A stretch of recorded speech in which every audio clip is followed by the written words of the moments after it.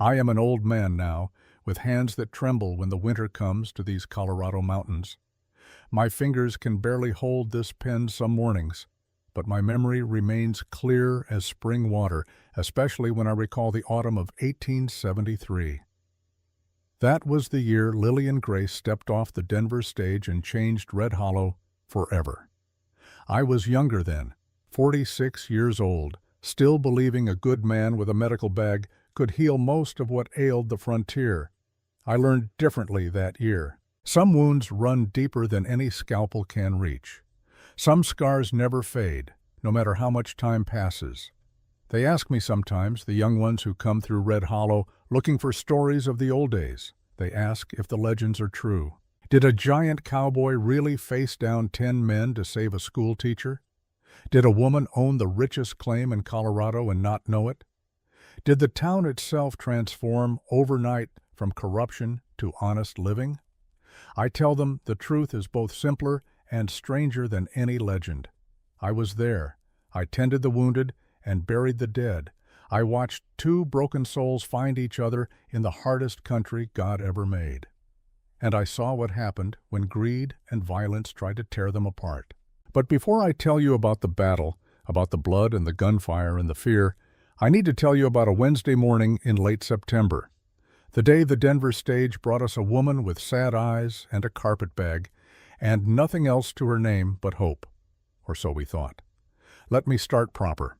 Let me tell you about Red Hollow as it was in that autumn of 1873, when the aspens were turning gold and the first frost had touched the high meadows. When the mine was producing silver faster than the territorial assayer could count it, and Mayor Harrison Cartwright smiled at everyone while his pockets grew heavy with other people's money.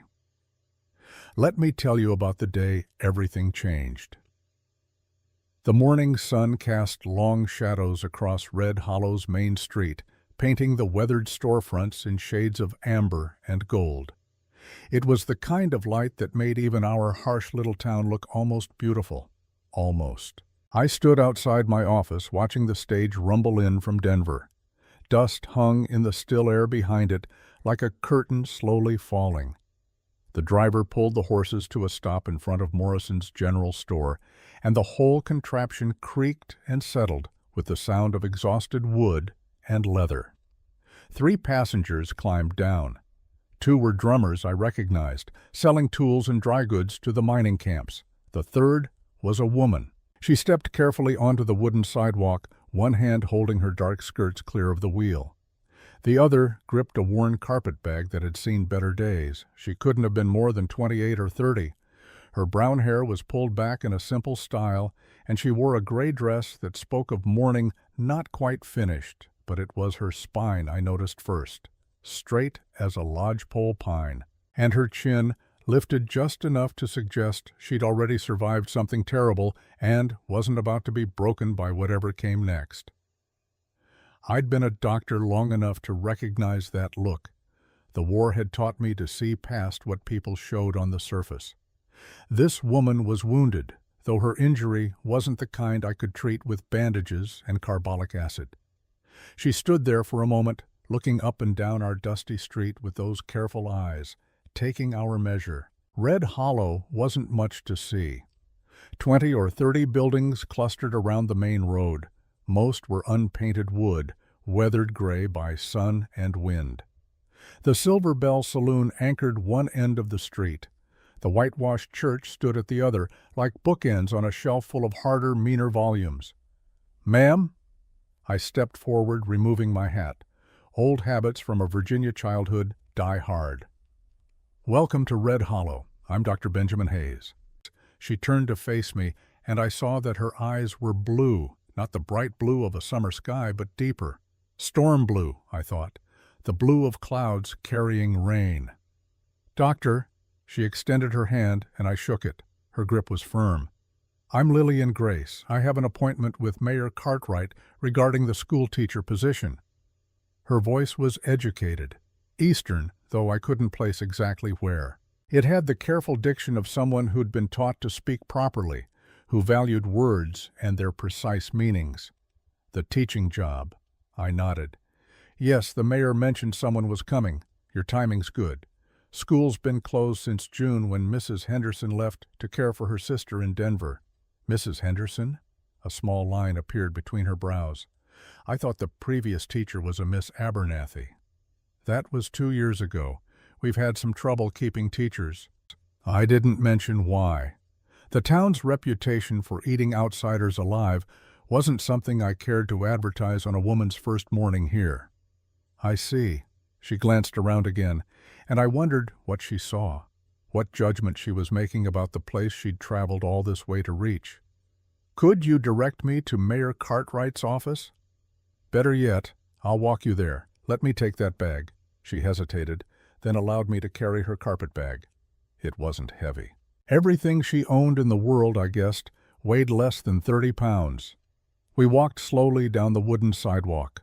Our boots made hollow sounds on the planks. Around us, Red Hollow was waking up to another day.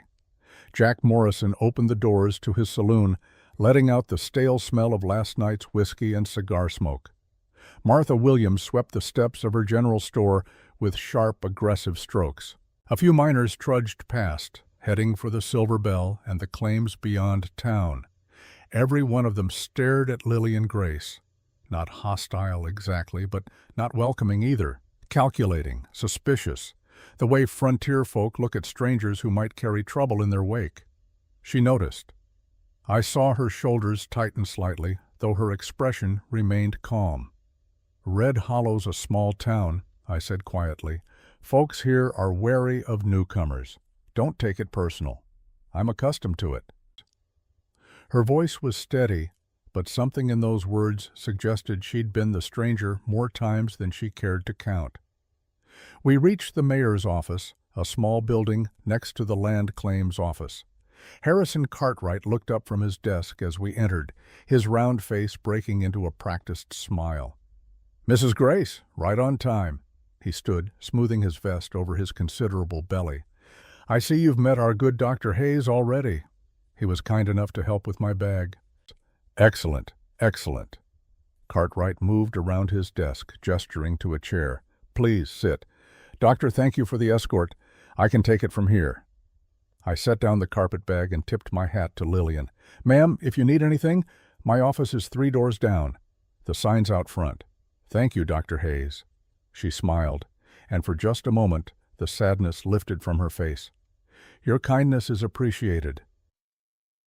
I left them to their business and walked back out into the September morning. But something nagged at me. The way Cartwright had looked at her when she'd given her name. Recognition, maybe, or calculation. The mayor was a politician to his bones, always measuring angles and opportunities. I wondered what angle he saw in a widowed schoolteacher with a carpetbag and careful eyes. I didn't see Lillian again until late that afternoon when she knocked on my office door. I was organizing medical supplies, trying to make my dwindling stock of morphine last another month. Dr. Hayes, I hope I'm not disturbing you? Not at all. I wiped my hands on a towel and gestured her inside. What can I do for you? I was hoping you might know where I could find lodging. Mayor Cartwright mentioned there was a cabin available for rent, but he wasn't certain of the details. Ah, yes, the Harrison place. I studied her face, looking for signs of exhaustion or distress. The journey from Denver was hard, and I suspected she'd been traveling longer than that. It's about a mile from town, in a small valley to the east. 2 rooms, simple but sound. The Harrisons moved to Denver last spring. A mile. She considered this. Is it safe? For a woman alone? The question was practical, not fearful. I appreciated that. Safe as anywhere out here, I said honestly. Red Hollow's not a violent town mostly. The miners keep to themselves. We've got a few rough characters, but they don't generally bother respectable women. Generally. She caught the qualifier. Ma'am, I won't lie to you. The frontier's not gentle, but you'll have neighbors within shouting distance, and the town's close enough if you need help. She nodded slowly. Can you show me the way? I'd like to see it before dark. Of course. I grabbed my hat and medical bag. Habit. I never went anywhere without it. We walked east out of town, following a worn track that wound between sagebrush and scrub oak. The afternoon was warm, but the air already carried the promise of cold nights to come. Fall arrived early in the high country. Lillian walked with a steady pace, not hurrying but not dawdling either, the kind of walk that covered ground without wasted effort. She studied everything as we went, the landscape, the plants, the distant mountains that ringed our valley like the walls of a bowl. "You're not from Colorado," I said after a while. "Missouri originally, St. Louis." She adjusted her shawl against a sudden breeze. "But I've lived in several places since the war ended." Following work? Following distance. The honesty in her voice surprised me. Sometimes a person needs to be far from where they've been. I understood that sentiment better than she knew. I'd come west for the same reason, to put miles between myself and the memories that haunted Virginia's blood-stained fields. "Your husband," I said carefully. "The war?" "Yes." The single word carried weight enough to bend steel. "Thomas died at Antietam. We'd been married less than 2 years." Antietam, September 1862. I'd been there on the Confederate side, watching boys in butternut gray fall like wheat before a scythe. I'd amputated more limbs in 3 days than in my entire previous career. The sunken road had earned its new name, Bloody Lane, with the bodies of men who'd fought for causes they barely understood. "I'm sorry," I said, and meant it. "The war took too many good men." "It did." She was quiet for a moment. "Thomas was a good man, kind, intelligent, faithful. He believed the Union was worth fighting for, and I honored that belief even when it took him from me." We crested a small rise, and the cabin came into view below. It sat in a shallow valley, sheltered from the worst winds by a ring of hills. Small, as I'd said. 2 rooms, a narrow porch, and a stone chimney. But the roof looked sound, and someone had planted a garden plot that was now mostly weeds and a few stubborn late vegetables. Lillian stood looking down at it, and I tried to see what she saw. Isolation, probably. Loneliness. A place to hide from the world and lick her wounds in private. Or maybe she saw what I'd seen when I first came west. A chance to start over. To build something new from the wreckage of what had been. "It's perfect," she said quietly. I helped her settle in over the next few days. Brought firewood from town, made sure the pump was working and the stove drew properly. Checked the cabin for anything dangerous. Loose boards, broken glass, signs of animals nesting in the walls. She didn't have much to settle. The carpet bag held 2 dresses, some undergarments, a few books, and a worn leather Bible. On the table by her bed she placed 2 items with particular care. The first was a brass compass, old, well-made, the kind a man might carry in his pocket every day. The needle inside still pointed true north, unwavering. The second was the Bible. She opened it carefully, as if the pages were fragile as dried leaves. Inside the front cover, written in a masculine hand, were the words, "To my beloved Lillian, may you always find your way home. Thomas Alexander Grace." I pretended not to see the way her fingers trembled as she touched those words. "You'll need supplies," I said, giving her a moment to compose herself. "Martha Williams runs the general store. Tell her I sent you, and she'll treat you fair." "Thank you, Dr. Hayes." She closed the Bible gently. "You've been very kind. I'm not accustomed to such welcome. You haven't met everyone yet." I said it lightly, but I meant the warning. Red Hollow could be harsh to outsiders, especially women who seemed different, too educated, too refined, too much themselves. The school board would meet her on Monday. The children would start classes on Tuesday. By Wednesday, the whole town would have formed its opinions about Lillian Grace. I just hoped those opinions wouldn't be too hard on her. Monday came with gray skies and a cold wind from the north. First real taste of winter, though we were still weeks away from snow. I watched from my office window as Lillian walked into town, her dark cloak wrapped tight against the chill. She'd been invited to the school board meeting at noon. The board consisted of Mayor Cartwright, Reverend Matthews, and Eleanor Cartwright, the mayor's wife, who fancied herself the guardian of Red Hollow's moral standards. I wasn't on the board, but I made a point of being nearby when they finished. Call it doctor's instinct. I wanted to see how she'd weathered her first official encounter with Red Hollow's establishment. She emerged from the mayor's office with a neutral expression, but I'd learned to read the tension in her shoulders. The meeting hadn't been easy. "How did it go?" I asked, falling into step beside her. "Well enough." She adjusted her bonnet against the wind. "I start tomorrow. The schoolhouse is mine to manage as I see fit, provided I adhere to the approved curriculum and maintain proper discipline." "That sounds reasonable." "It does." Something in her tone suggested there was more she wasn't saying. "But—" She glanced at me, and I saw the intelligence behind those storm blue eyes. She was deciding whether to trust me, whether I was genuinely an ally or just another town official putting on a friendly face. "Mrs. Cartwright had questions," she said finally. "About my character? My moral fitness to teach children?" "What kind of questions?" "Whether I planned to remarry, whether I attended church regularly, whether I held progressive views on women's education." I felt a flash of anger. Eleanor Cartwright was a decent enough woman in her way, but she saw the world through a very narrow lens. Anyone who didn't fit her particular vision of proper womanhood was suspect. "And what did you tell her?" "The truth. That my husband is dead, that I attend services when possible, and that I believe all children, boys and girls, deserve an education that prepares them for the wider world." I imagine that last part didn't sit well. "No." A ghost of a smile touched her lips. "Mrs. Cartwright informed me that Red Hollow's children need practical skills for frontier life, not fancy ideas about places they'll never see." We'd reached the general store. Martha Williams was visible through the window, arranging bolts of fabric with the precision of a general deploying troops. "Don't let them change you," I said quietly. "The children deserve a teacher who believes they can be more than their parents' limitations." Lillian looked at me with something like surprise. Then she nodded. "Thank you, Doctor. That means more than you might think." She went into the store, and I continued on to my office.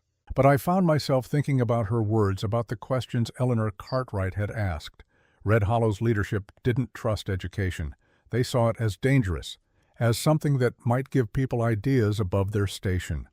They especially didn't trust a woman who came from somewhere else, who'd seen a bigger world, and might teach children to want more than Red Hollow offered. I wondered if they'd already decided Lillian Grace was a problem that needed solving. Tuesday morning dawned clear and cold. The kind of day where you could see your breath in the early light, but by noon the sun would warm the valley to something almost comfortable. I walked past the schoolhouse around 8 o'clock on my way to check on a patient at the mining camp. Through the window, I could see Lillian arranging desks and writing on the blackboard. She'd arrived early, I guessed. Wanted everything perfect for her first day.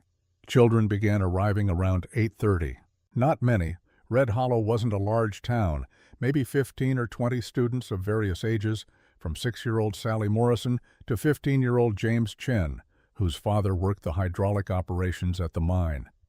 I saw Billy Harmon among them, a bright-eyed boy of 8 or 9 whose mother worked as a laundress. He practically bounced up the steps, eager in a way that made me smile. At least one student was excited about learning. By the time I returned from the mining camp that afternoon, school had let out. But Lillian was still at her desk, bent over papers, planning lessons, I assumed. Or maybe just reluctant to return to that empty cabin. I knocked on the doorframe. "How was your first day?" She looked up, and I was relieved to see genuine pleasure in her expression. "Wonderful. The children are—" She paused, searching for words. "They're hungry for knowledge. You can see it in their eyes. They ask questions. They want to understand things." "That's good." "It is." She set down her pen. "But I'm afraid their previous instruction has been limited. Some of the older children can barely read. Their arithmetic is rudimentary at best." Mrs. Henderson meant well, but teaching wasn't her calling. She only took the job because we had no one else. I didn't mean it as criticism. Lillian stood, stretching slightly. Hours at a desk took their toll. "It just means I have work to do, which is exactly what I came here for." I glanced at the books stacked on her desk. McGuffey's Readers, of course, but also a geography text, a volume on natural philosophy, and what looked like a collection of poetry. "Be careful with some of those," I said, nodding toward the geography book. "Eleanor Cartwright has opinions about what children should and shouldn't learn." "I'm aware." Her voice was calm, but I heard the steel underneath. "Mrs. Cartwright made it quite clear that she'll be observing my teaching methods, but the school board gave me authority over curriculum. I intend to use it." There it was, that straight spine again, that lifted chin. Lillian Grace had been broken by loss, but she hadn't been defeated. She would teach these children, and she would teach them well, regardless of what Red Hollow's self-appointed guardians thought. I admired her for it. I also worried for her. "Just tread carefully," I said. "Change comes slow to places like this. Push too hard, too fast, and people push back." "I understand." She met my eyes. "But if I've learned anything from losing Thomas, it's that life is short. Too short to waste being timid about things that matter." I had no answer for that, so I simply nodded and took my leave. As I walked back to my office, I noticed Harrison Cartwright standing in the doorway of the land office, watching the schoolhouse with an expression I couldn't quite read. When he saw me looking, he smiled and waved, but I'd seen that look before, on the faces of men who were calculating odds and planning moves. Something about Lillian Grace bothered the mayor. I just couldn't figure out what. The first week passed without incident. The children took to Lillian like ducks to water. Even the older boys, who might have resented a woman teacher, seemed captivated by her lessons. She had a gift for making learning feel like discovery rather than drudgery. I heard about it from Billy Harmon's mother when she brought him to my office with a sprained ankle. That new teacher, Dr. Hayes. Her worn face actually showed some animation. "Billy comes home every day talking about what he learned. Did you know the earth goes around the sun? And that there are places across the ocean where people speak languages we've never heard?" "I did know that, Mrs. Harmon." "Well, I didn't." She helped Billy onto the examination table. "None of us did, Mrs. Dow. Henderson never taught us those things." I probed Billy's ankle gently, checking for breaks. The boy winced, but didn't cry. Tough kid.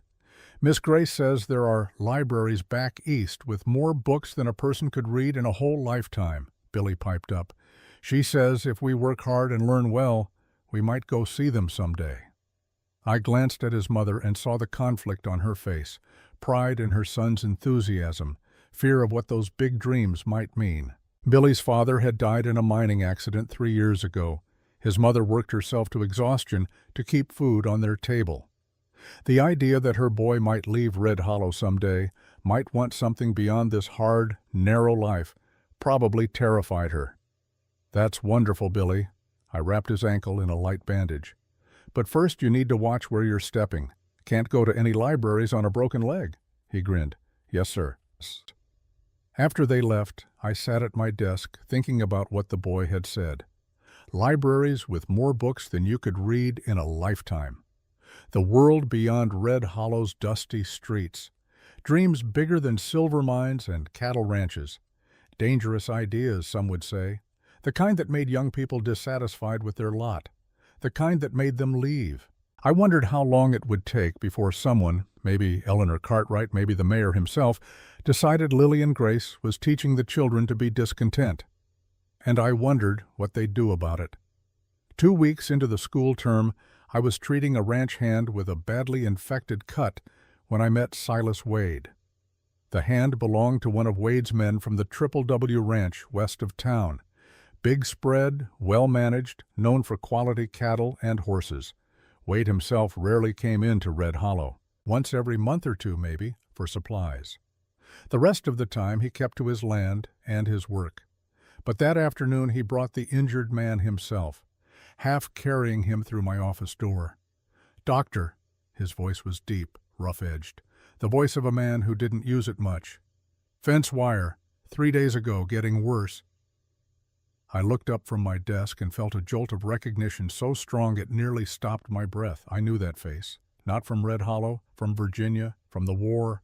The man was huge, 6.5 feet tall easily, with shoulders that strained the fabric of his worn shirt, dark hair threaded with gray at the temples, weathered skin that spoke of years under the harsh Colorado sun, and a scar, running from his left temple down to his jaw, a jagged line that had been made by something sharp and violent, a saber cut, if I had to guess, old enough to have faded from angry red to pale white but still visible, still marking him. I knew that scar. "Put him on the table," I managed to say, gesturing to the examination table. "Let me see." Wade lowered his ranch hand onto the table with surprising gentleness for a man his size. The hand groaned as I cut away the dirty bandage and exposed the wound. Bad. Very bad. The infection had spread from the original cut, creating angry red lines that tracked up toward his elbow. Blood poisoning.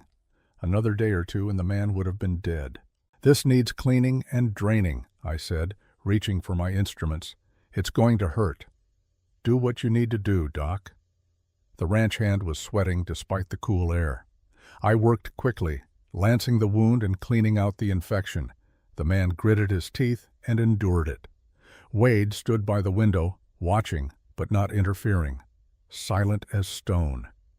When I'd finished bandaging the arm and given my patient some laudanum for the pain, I finally looked directly at Silas Wade. "He needs to stay off his feet for a few days. Can you spare him?" "He'll rest." Wade's storm-gray eyes met mine. "What do I owe you?" $2. I washed my hands in the basin. "And bring him back in 3 days so I can check the healing." Wade pulled coins from his pocket and set them on my desk. Then he hesitated, studying my face the way I'd been studying his. "You were at Antietam," he said quietly. "Confederate surgeon. I remember seeing you in the field hospital afterward." So he recognized me too. I shouldn't have been surprised. Men who survived battles like that tended to remember faces, especially doctors. I was. I dried my hands carefully, buying time. "Different side of the war." "War's over." He said it flatly, like stating a fact about the weather. "Is it?" Something flickered in his eyes. Pain, maybe, or memory. Then it was gone, locked away behind that still expression. "Your man will be fine if he follows my instructions," I said, steering us back to safer ground. "Keep the wound clean. Change the bandage daily. If you see red lines spreading again, bring him back immediately." Wade nodded. He helped his ranch hand to his feet, supporting him easily. At the door he paused. "You're a good doctor, even for a rebel." It might have been an insult, but I heard something else in it. Respect, perhaps, or just the acknowledgement of one survivor to another. "You're welcome, Mr. Wade." He left without another word, and I stood in my empty office, hands still trembling slightly from the encounter. Silas Wade. I'd heard the name, of course.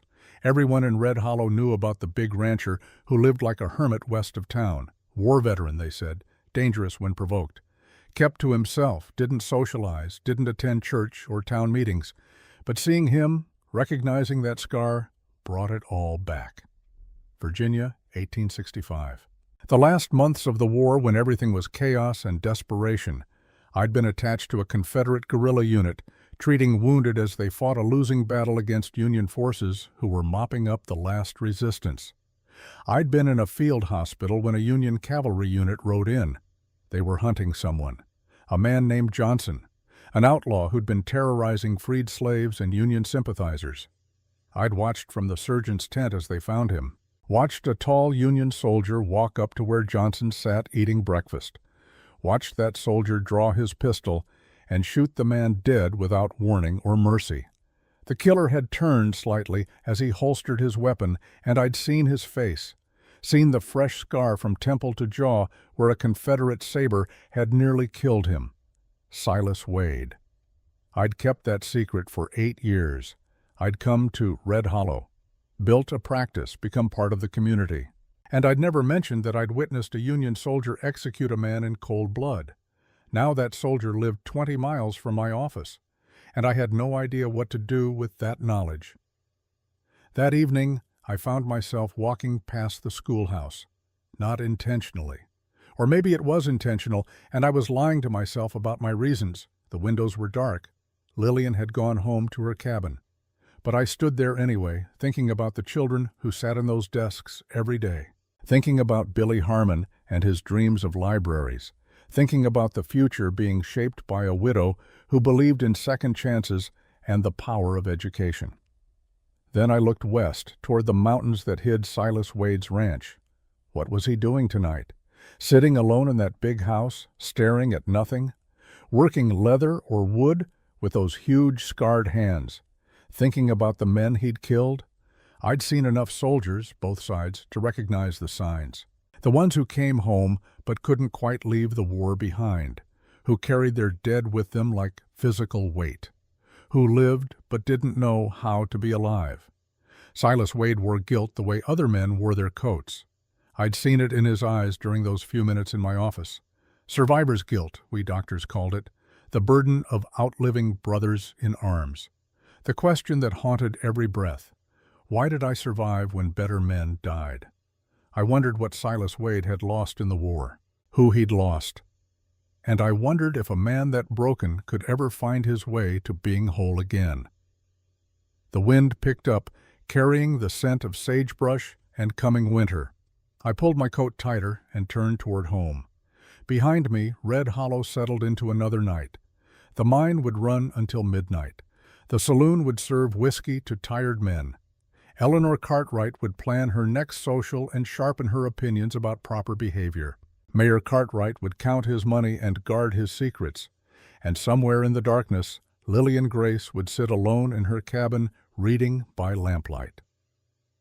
While 20 miles west, Silas Wade sat alone in his ranch house, whittling wood into shapes that kept his hands from remembering how to kill. Two broken people, I thought. Two souls carrying weight no one else could see. I had no idea then that their paths would cross, that their separate griefs would somehow become a shared healing, that I would witness something that started as two damaged lives and became something worth fighting for. All I knew that night was that autumn was deepening into winter, and Red Hollow felt like a place where secrets grew in the dark like mushrooms after rain. October arrived with frost on the morning grass and leaves falling like golden coins from the cottonwoods. The children came to school with runny noses and chapped hands. Lillian kept the stove burning and taught them about the changing seasons, about why leaves turned colors, about the science of cold and heat. I heard the complaints start around the third week of October. Martha Williams mentioned it first, stopping by my office on the pretense of asking about a remedy for her rheumatism. "That new teacher," she said, not quite meeting my eyes. "She's got ideas." Ideas about what? About what children should learn. She's teaching them about places they'll never go, about things that don't matter to folks trying to make a living in the territories. I mixed the remedy carefully, measuring willow bark powder. She's teaching them to read, write, and cipher, same as any teacher. But it's how she teaches it. Martha shifted her weight, clearly uncomfortable but determined to speak. "My nephew Bobby came home yesterday talking about how Miss Grace says there are schools back east where people study nothing but poetry and music. He wants to know why we don't have those things here." "Maybe we should." She stared at me. "You can't be serious. Bobby's father died in the mine last year. His mother takes in washing to keep food on the table. That boy doesn't need poetry. He needs to learn a trade, earn a living." "Can't he do both?" "Not out here, he can't." Her voice hardened. "Out here, you're either practical or you're dead. That woman is filling children's heads with dreams that'll only make them dissatisfied with their lives." I handed her the remedy. Maybe their lives could be better. Maybe dreaming of something more is the first step toward building it. She took the packet but didn't leave. "You're too soft, Doctor. Always have been. This town doesn't need a teacher who makes children ashamed of honest work." Is that what people are saying? That Lillian makes them ashamed? Some are." She pulled her shawl tighter. "And some are saying worse. That she's uppity. That she thinks she's better than us. That maybe she should go back to wherever she came from." After she left, I sat at my desk feeling the weight of inevitability. This was how it started. The whispers, the complaints, the slow grinding pressure that pushed out anyone who didn't fit Red Hollow's narrow definition of acceptable. I'd seen it happen before. Teachers who left after a single term. A doctor before me who dared to suggest the mine's safety practices were inadequate. A preacher who'd spoken too plainly about greed and corruption. Red Hollow didn't change for outsiders. It made outsiders leave. The question was whether Lillian Grace would bend to that pressure or break under it. I got my answer the following Sunday. Red Hollow's church was a simple building, whitewashed wood with a bell tower that could be heard 3 miles in any direction. Reverend Matthews was a decent enough preacher, if somewhat prone to long sermons about sin and hellfire. Lillian attended services that morning, as she had every Sunday since arriving. She sat alone in a pew near the back, her gray dress proper and modest. Head bowed during prayers, hymnal open during singing. But after the service, as people gathered outside to socialize, I watched Eleanor Cartwright approach her. "Mrs. Grace," Eleanor's voice carried across the churchyard. "Might I have a word?" Lillian turned, her expression polite. "Of course, Mrs. Cartwright." "I've been hearing some concerns about your teaching methods." Eleanor didn't bother with pleasantries, never did when she thought righteousness was on her side. "Parents are worried that you're giving their children unrealistic expectations." "Unrealistic?" Lillian's voice remained calm. "In what way?" "Teaching them about places they'll never see, about opportunities that don't exist for people like us, making them dissatisfied with good, honest, frontier life." A small crowd had gathered now. Martha Williams, a few other mothers, Mayor Cartwright, standing slightly back but clearly interested. I moved closer, not wanting to interfere but ready to step in if needed. "Mrs. Cartwright," Lillian said carefully, "I teach the approved curriculum, reading, writing, arithmetic, geography, natural philosophy. Nothing more than children in any school across the country would learn. But you teach them to want more than what they have. I teach them that knowledge opens doors. What they do with that knowledge is their choice. They're children. They don't have choices. They have duties. To their families, to this community. Your job is to prepare them for the lives they'll actually live, not fill their heads with impossible dreams." I saw Lillian's spine straighten, saw her chin lift in that way that meant she'd been pushed far enough. "With respect, Mrs. Cartwright, I disagree. My job is to prepare these children for whatever lives they choose to pursue. If that means staying in Red Hollow and working the mines or ranches, excellent. But if it means seeking opportunities elsewhere, that's equally valid. So you admit you're encouraging them to leave. I'm encouraging them to think, to question, to imagine possibilities beyond what they've been told is their destiny." Lillian's voice grew stronger. "That's what education is, not rote memorization of facts, but learning to reason and dream and strive." Eleanor's face flushed. "That's very high-minded of you, but this isn't St. Louis or wherever you came from. This is Red Hollow. We have our own ways, our own values. If you can't respect that, perhaps you should reconsider your position here." The threat hung in the air like smoke. Lillian looked around at the gathered crowd, saw the mixture of hostility and uncertainty on their faces. Then she looked at Eleanor Cartwright and smiled. It wasn't a friendly smile. It was the smile of someone who'd been underestimated too many times and was tired of it. "Mrs. Cartwright, I was hired by the school board to teach the children of Red Hollow. I intend to do exactly that, to the best of my ability, using methods I believe will serve them well. If the school board wishes to dismiss me, that's their prerogative. But I won't be intimidated into providing a lesser education simply because it makes some people uncomfortable." She turned and walked away, her back straight as an iron rod. I wanted to applaud. Instead, I caught Mayor Cartwright's eye. He was watching Lillian's retreating form with an expression that made my stomach tighten. Calculation, decision, and something darker, something that looked almost like recognition, as if he'd just confirmed something he'd suspected, as if Lillian Grace had just proven she was exactly the problem he'd thought she was. That evening, I rode out to Lillian's cabin. Not professionally. I had no medical reason to be there. But something about the confrontation at church troubled me. She answered my knock looking tired, but composed. "Dr. Hayes, this is unexpected. I wanted to make sure you were all right. That scene at church was unpleasant, but not surprising." She stepped back to let me in. "Would you like coffee? I was just making some." Her cabin was spare but clean. A fire burned in the small stove, taking the edge off the October chill. Books were stacked on the table alongside lesson plans written in her careful script. The brass compass sat on the mantel like a talisman. "I meant what I said to Mrs. Cartwright," Lillian said as she poured coffee into 2 tin cups. "I won't compromise what I teach to satisfy small-minded prejudice." "I admire that. But Lillian, may I call you Lillian?" "Of course." "Lillian, you need to understand what you're up against. This isn't just about teaching methods. There's something else going on. I can't quite put my finger on it, but the way the mayor looked at you today—" "Be careful." She handed me a cup and sat down across from me. "You're not the first person to warn me about being careful, to tell me that I should bend, compromise, make myself smaller so I don't threaten anyone. I'm not asking you to make yourself smaller, aren't you?" Her blue eyes met mine directly. "Dr. Hayes, I was married for less than 2 years before my husband went to war and died. I spent 2 years after that wearing black and living like a ghost. I've been careful. I've been cautious. I've bent and compromised until I almost forgot who I was." She set her cup down with a soft clink.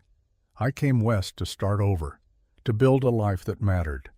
And I've decided that means not being afraid anymore, not hiding, not apologizing for wanting to do good work and help children reach their potential. Even if it costs you your position? Even then." She smiled, but there was sadness in it. "At least I'll lose it standing up for something I believe in." I sipped my coffee and studied this woman who'd walked into Red Hollow with nothing but a carpet bag and enough courage to stand up to the whole town. I'd misjudged her initially, seen the mourning dress and sad eyes, and assumed she was fragile. She wasn't fragile. She was strong in a way that most people never learned to be, the kind of strength that came from surviving loss and choosing to live anyway.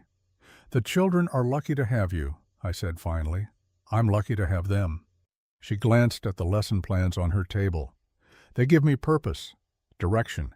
They make me feel like Thomas didn't die for nothing, like maybe all that sacrifice, all that loss, can lead to something good." We talked for another hour about small things, the weather, the coming winter, her plans for Thanksgiving lessons. It was comfortable in a way I hadn't experienced in years. Just 2 people who'd both survived the war, both carried scars, finding a moment of peace in each other's company. When I rode back to town, the stars were out and the temperature was dropping fast. I thought about Lillian in that small cabin, alone with her books and her memories and her fierce determination not to surrender. And I thought about Silas Wade out at the Triple W, alone with whatever demons haunted his nights. 2 broken people, both choosing different ways to survive. I wondered if their paths would ever cross. I wondered what would happen if they did. The next morning, I had my answer. I was opening my office when I saw him. Silas Wade, sitting on his horse at the edge of town, perfectly still, just watching the schoolhouse, watching as children filed in for another day of lessons, watching as Lillian Grace emerged to ring the bell that called them to order. He was too far away for me to see his expression. But something about that stillness, that focused attention, told me everything I needed to know. He'd been watching her for a while. Days, maybe. Weeks. The question was why. And the bigger question, the one that made my stomach tight with a mixture of hope and worry, was what he intended to do about it. I saw him 3 more times that week, always at a distance, always watching. Thursday morning, he was on the ridge above the eastern road, his horse dark against the dawn sky. Friday afternoon, near the cottonwoods by Willow Creek, sitting so still he might have been carved from stone. Saturday, just as the sun touched the mountains, He was on the high mesa that overlooked the valley where Lillian's cabin sat. Each time, that same perfect stillness, that focused attention. He never approached, never made his presence threatening. Just watched, like a man trying to memorize something he was afraid he'd forget. I should have warned Lillian. Should have told her there was a man observing her movements, tracking her patterns. But something held me back. Maybe it was the way he kept his distance, respecting some invisible boundary. Maybe it was because I'd seen the look in his eyes that day in my office, not menace, but pain. Or maybe I was a coward, afraid to interfere in something I didn't understand. On Sunday, I rode out to the Triple W Ranch, told myself I was checking on the ranch hand with the infected arm, told myself it was professional concern, nothing more. The Triple W sat in a broad valley 20 miles west of Red Hollow, protected from the worst weather by a natural amphitheater of hills. Good grazing land, year-round water from Miller's Creek, and enough timber in the high country for building and repairs. It was one of the better spreads in the territory. The ranch house was larger than I'd expected. 2 stories, solidly built from local timber and stone, not fancy but well-maintained. The kind of house meant to last generations. Outbuildings clustered nearby, barn, bunkhouse, workshop, smokehouse, everything neat and functional. A woman emerged from the main house as I rode up. Older, maybe 60, with gray hair pulled back in a no-nonsense bun. She wore a simple dress covered by a work apron, and her hands were dusted with flour. "You'll be the doctor," she said. Not a question. "Benjamin Hayes. I came to check on Tom Fletcher's arm. He's in the bunkhouse, healing up proper." She wiped her hands on her apron. "I'm Eleanor Henderson. I keep house for Mr. Wade." Eleanor Henderson. The name connected. "You were the teacher before Mrs. Henderson from Denver." "My sister-in-law went to care for her when she took sick." Eleanor's sharp eyes studied me. "Heard the new teacher's causing quite a stir in town." "She's teaching the children well." "That's not what I heard." Eleanor turned toward the house. "Come in. You'll want coffee after that ride. Tom can wait another few minutes." Her tone suggested it wasn't really a request. I followed her into the ranch house. The interior was masculine but not crude. Solid furniture, well-made and cared for. A stone fireplace dominated one wall, bookshelves lined another, and they were full. Not just agricultural manuals and ranch accounts, but literature, history, even some philosophy. "Mr. Wade reads," Eleanor said, catching my surprise. "Went to university for 2 years before the war. His father wanted him educated." She poured coffee from a pot on the stove and gestured to the kitchen table. I sat trying to reconcile the image of Silas Wade as a university student with the silent giant I'd met. "The war changed him," Eleanor continued, as if reading my thoughts. "He went away a young man full of ideas and hope. Came back," she paused, searching for words. "Came back carrying more weight than any person should have to bear. He lost friends, all of them, every single one." She sat across from me, cradling her own cup. "There were 5 of them that went together from this valley, called themselves the Devil's Own, thought they were so clever, so invincible." I felt my pulse quicken. What happened to them? Dead, all except Silas. Her voice was flat, but I heard the grief underneath. Jimmy Sullivan, Charlie Martinez, David Chen, and Thomas Brennan. Fine young men, everyone. Silas came home alone in '65, and he's been alone ever since. Thomas Brennan. The name hit me like a physical blow. I set my coffee cup down carefully, afraid my hands would shake. "Thomas Brennan," I repeated. What happened to him?" "Died at Antietam, from what Silas told me. Took a saber meant for Silas. Died slow, over 3 hours, while Silas held him." Eleanor's eyes were distant, remembering. "Made Silas promise to live for all of them, not to waste what they died to give him." My mind was racing. Thomas Brennan died at Antietam. Lillian's husband, Thomas Grace, died at Antietam. The same battle, the same year. Both Union soldiers, but Thomas was a common name. Antietam had killed thousands. It had to be coincidence, didn't it? "Doctor?" Eleanor was watching me with concern. "You've gone pale." "I'm fine." I forced myself to focus. "Just the war. I was there too. Different side, but there nonetheless." "Ah," she nodded, understanding. "Then you know what it does to a man, how it breaks something inside that never quite heals." "I do." We sat in silence for a moment. Outside, I could hear the sounds of ranch work, horses in the corral, men calling to each other, the ring of a hammer on metal. "He's been watching her," Eleanor said quietly. I looked up sharply. "The teacher, Mrs. Grace." Eleanor's weathered face showed something that might have been hope. "I've seen him ride out toward town, toward that valley where she lives. He comes back different. Still sad, still carrying that weight, but less heavy somehow. Like maybe he's found something worth watching for." "Mrs. Henderson." "Eleanor, please." "Eleanor, I'm not sure it's appropriate for—" "Appropriate?" She actually smiled. "Dr. Hayes, that man has been dying slowly for 8 years. Not dying of illness or injury, but dying of loneliness and guilt.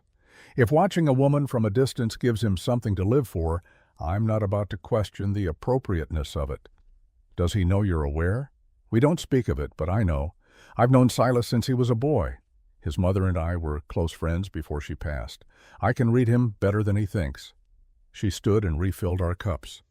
"He's been whittling," she said, "every night for the past 2 weeks. Sits in his workshop for hours, carving something small. Won't let me see what it is, but I know. It's for her." "He hasn't even spoken to her." "Not yet." Eleanor's eyes held certainty. "But he will, when he finds the courage, when he decides he might deserve a chance at happiness." I thought about that as I examined Tom Fletcher's arm, healing well, infection gone, and rode back to Red Hollow through the autumn afternoon. The sun was low, painting the valley in shades of gold and amber. Beautiful country, if you could ignore how hard it was to live in. Silas Wade and Lillian Grace. A war-haunted rancher and a grieving widow, both carrying losses too heavy to name. Both trying to survive in a place that didn't make room for weakness or sorrow, and both perhaps beginning to find something in each other, even if they didn't know it yet. Even if speaking to each other seemed as impossible as bringing back the dead. The following Tuesday, Lillian came to my office with a cut on her hand. Not serious, but deep enough to need cleaning and bandaging. "Broken window at the schoolhouse," she explained as I washed the wound. "I was trying to repair it myself, and the glass slipped." "You should have asked someone to help." "I'm accustomed to managing on my own." She didn't flinch as I cleaned the cut with carbolic acid. Tough woman. "Besides, I wasn't sure who to ask. The town hasn't exactly been welcoming." "Still getting pushback about your teaching?" "More than pushback." She was quiet for a moment as I applied the bandage. "Someone left a note under my door last night." I looked up sharply. "What kind of note?" "Unsigned, telling me that teachers who don't know their place don't last long in Red Hollow." Her voice was steady, but I saw tension in her shoulders. It suggested I might want to consider moving on before winter sets in. "Did you bring it?" "I burned it." She flexed her hand, testing the bandage. "I won't be intimidated by anonymous cowards. Lillian, you need to take this seriously. Threats are meant to frighten me into leaving, which is exactly why I won't acknowledge them." She met my eyes. "I told you before, Dr. Hayes, I'm done being careful, done hiding. If someone has a problem with my teaching, they can come speak to me directly." I wanted to argue, wanted to tell her that frontier justice was harsh and unpredictable, that anonymous threats sometimes became violent actions, that her courage, admirable as it was, might get her hurt. But I also understood the need to stand your ground, to refuse to be broken by fear. "At least let me know if there are more threats," I said, "and be careful when you're alone at the cabin." "I will." She stood, pulling her shawl around her shoulders. "Thank you for patching me up." After she left, I sat at my desk staring at nothing. Someone was trying to drive her away. Someone who didn't have the courage to sign their name, but had enough malice to threaten a woman living alone. I had my suspicions about who. Mayor Cartwright had the most to lose if Lillian stayed and continued challenging the town's established order. Eleanor Cartwright had the righteousness and self-importance to think threatening someone was justified. Martha Williams had the grudge and the gossip network. Or maybe it was someone else entirely, someone I hadn't considered. The question was whether these threats would escalate, and what I should do if they did. I pulled out a sheet of paper and began writing. A letter to the territorial marshal in Denver describing the situation. I didn't send it, not yet, but I dated it and tucked it into my desk drawer, just in case. That evening, I found myself walking past the schoolhouse again. The window Lillian had mentioned was indeed broken, a jagged hole in one of the lower panes. She'd covered it with oiled paper as a temporary fix, but it wouldn't last long. Winter was coming. I was still standing there contemplating whether to fix it myself when I heard hoofbeats. Silas Wade rode into view, leading a pack horse loaded with supplies. He saw me and slowed, then stopped. For a long moment, we just looked at each other. "Evening, Doctor." "Mr. Wade," I gestured to the broken window. "Seems the schoolhouse needs some repair." He studied the window, then nodded. "I'll send one of my men with glass tomorrow." "That's kind of you." "Children need a warm schoolhouse." He shifted in his saddle, clearly uncomfortable with conversation, but not leaving. "The teacher? She doing all right?" The question was carefully casual, but I heard the weight behind it. "She's managing, though the town's not making it easy for her." Something flickered in his eyes. Anger, maybe, or concern. "She seems like a good teacher," he said after a pause. "From what I've heard." "You've heard correctly." I studied him, this huge man sitting his horse like he was part of it. "She's the best teacher we've had. The children are actually learning, not just being warehoused for the day." He nodded slowly.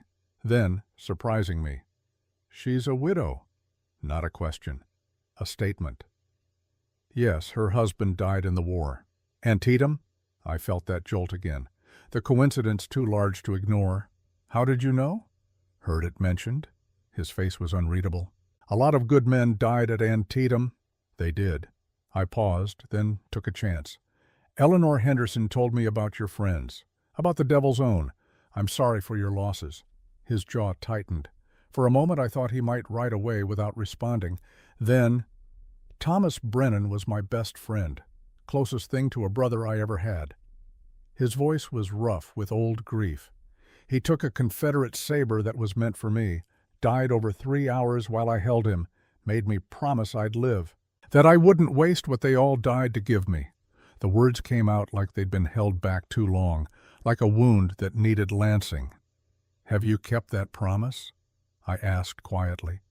He looked toward the western mountains, where his ranch lay hidden in the gathering dusk. "I'm trying to learn how." Then he touched his hat brim and rode away, leaving me standing in the street with a dozen questions I couldn't ask. Thomas Brennan died at Antietam, made Silas promise to live. Thomas Grace died at Antietam, left a widow named Lillian. The same battle, the same year, both Union soldiers. I thought about asking more questions, about trying to confirm whether they were the same man. But something stopped me. Maybe it was respect for privacy. Maybe it was cowardice. Or maybe it was the sense that some truths have their own timing, that forcing them into the light before they're ready does more harm than good. I walked home through the cooling evening thinking about promises made to the dying, about the weight of surviving when others didn't, about two broken people who might be connected by more than just shared grief. And I wondered what would happen if they ever discovered the truth. The next morning, I was surprised to see Lillian at my door before I'd even finished my breakfast. "Dr. Hayes, I apologize for the early hour." She looked tired, as if she hadn't slept. "But I need to ask you something, in confidence." "Of course, come in." She entered, but didn't sit. Instead, she paced to the window and back, her movements restless, unlike her usual composed self. "The man who brought glass for the schoolhouse window this morning," she said, One of Mr. Wade's ranch hands. He mentioned his employer had noticed the damage. Yes, I ran into Mr. Wade last night. He offered to help. Why? The question was direct, almost sharp. Because children need a warm schoolhouse, I suggested. Dr. Hayes, please. I'm not naive. She turned to face me. I've seen him, watching from a distance, 3 times in the past week alone. Yesterday, he was on the ridge above my valley as I walked home. He stays far enough away not to be threatening, but close enough that I know he's there. He hasn't approached you? No, and that's what concerns me. She wrapped her arms around herself. If he wanted to speak with me, he could. If he had business in town, he could conduct it. But this watching, I don't know what to make of it. I chose my words carefully. Silas Wade is a complicated man. War veteran, like yourself. He lost people, all his close friends. He's been alone a long time. That doesn't explain why he's watching me. No, I paused. But I don't think he means you harm, if that's what you're worried about. Then what does he mean? I had no answer that wouldn't betray Eleanor Henderson's confidence or my own suspicions, so I gave her the only truth I knew for certain. I think he's trying to remember what it feels like to be interested in living, and somehow watching you helps with that. She absorbed this in silence. Then quietly, should I be afraid of him? No. I said it without hesitation. Silas Wade is dangerous when he needs to be. He can be hard, and he's killed men. But he's not cruel. He's not a threat to women or children. If anything, I think he'd die before letting harm come to someone weaker than himself. You sound very certain. I am. And I was, despite, or maybe because of, what I'd witnessed in Virginia. Silas Wade had executed a man in cold blood, but that man had been a murderer and rapist. What I'd seen that day wasn't cruelty. It was justice delivered by someone who understood the cost of violence. Lillian was quiet for a long time. Then she did something unexpected. She pulled out her reticule and withdrew a small object wrapped in cloth. I wanted to show you something, she said, unwrapping it carefully. Thomas gave this to me just before he left for the war.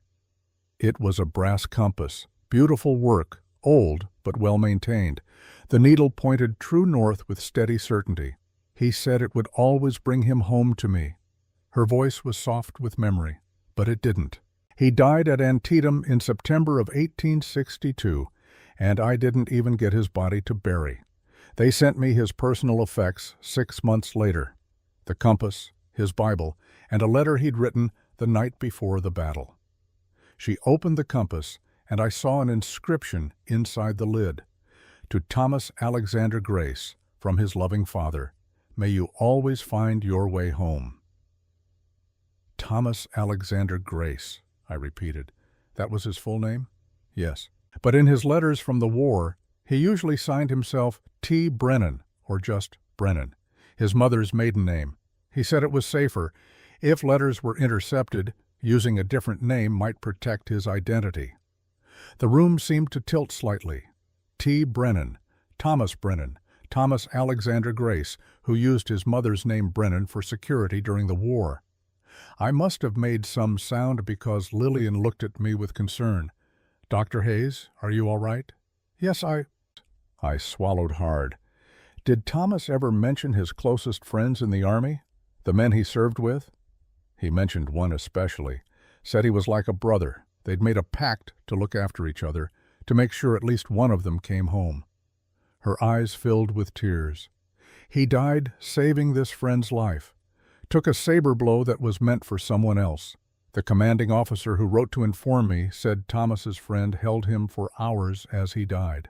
That Thomas's last words were making this friend promise to live fully, to not waste the life he'd been given. I couldn't speak, couldn't breathe. I've always wondered about that friend, Lillian continued, wondered if he kept his promise, if Thomas's death meant something, or if it was just another waste in a war full of waste.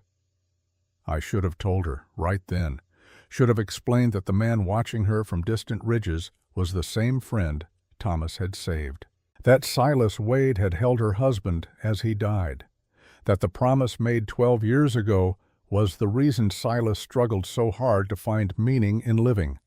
but I couldn't form the words. The magnitude of the coincidence, the impossibility of it, paralyzed me. "Thank you for showing me this," I managed finally. "Thomas sounds like he was a remarkable man." He was. She rewrapped the compass carefully and tucked it away. "I suppose I wanted you to understand why I can't just move on, why I need my life to mean something. Thomas died believing in a better future.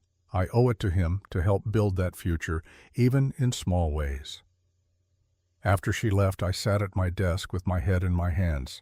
Thomas Alexander Grace, who signed his letters T. Brennan. Thomas Brennan, who died in Silas Wade's arms at Antietam, the same man. Lillian's husband was Silas's best friend, the man Silas had promised to honor by living fully. The brother in arms whose death had haunted Silas for 12 years. And Silas was falling in love with his best friend's widow, without knowing it, without understanding the impossible web of fate that had brought them to the same frontier town, to orbit each other like stars bound by invisible gravity. What were the odds? What cosmic joke or divine plan had arranged this? And what would happen when they found out? I couldn't tell them, not yet, maybe not ever. The knowledge felt too big, too fragile. If I revealed it now, before they'd even spoken properly to each other, what would it do? Would it bring them together or drive them apart? Would Silas feel he was betraying his friend's memory by having feelings for Lillian? Would Lillian feel her husband's ghost standing between them? Or would they see it, as I was beginning to, as some kind of providence? Thomas bringing them together from beyond the grave. His last act of friendship, connecting two broken people who might heal each other. I didn't know. And until I did, I would keep this secret. God forgive me, I would keep it. October deepened into its last weeks. The aspen leaves fell like gold coins, covering the ground in shimmering carpets. The nights grew cold enough to frost, and the first snow dusted the high peaks. Lillian continued teaching, despite the town's growing hostility.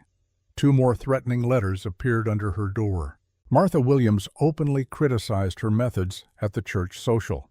Even some parents who'd initially supported her began pulling away, afraid of being associated with controversy. But the children loved her.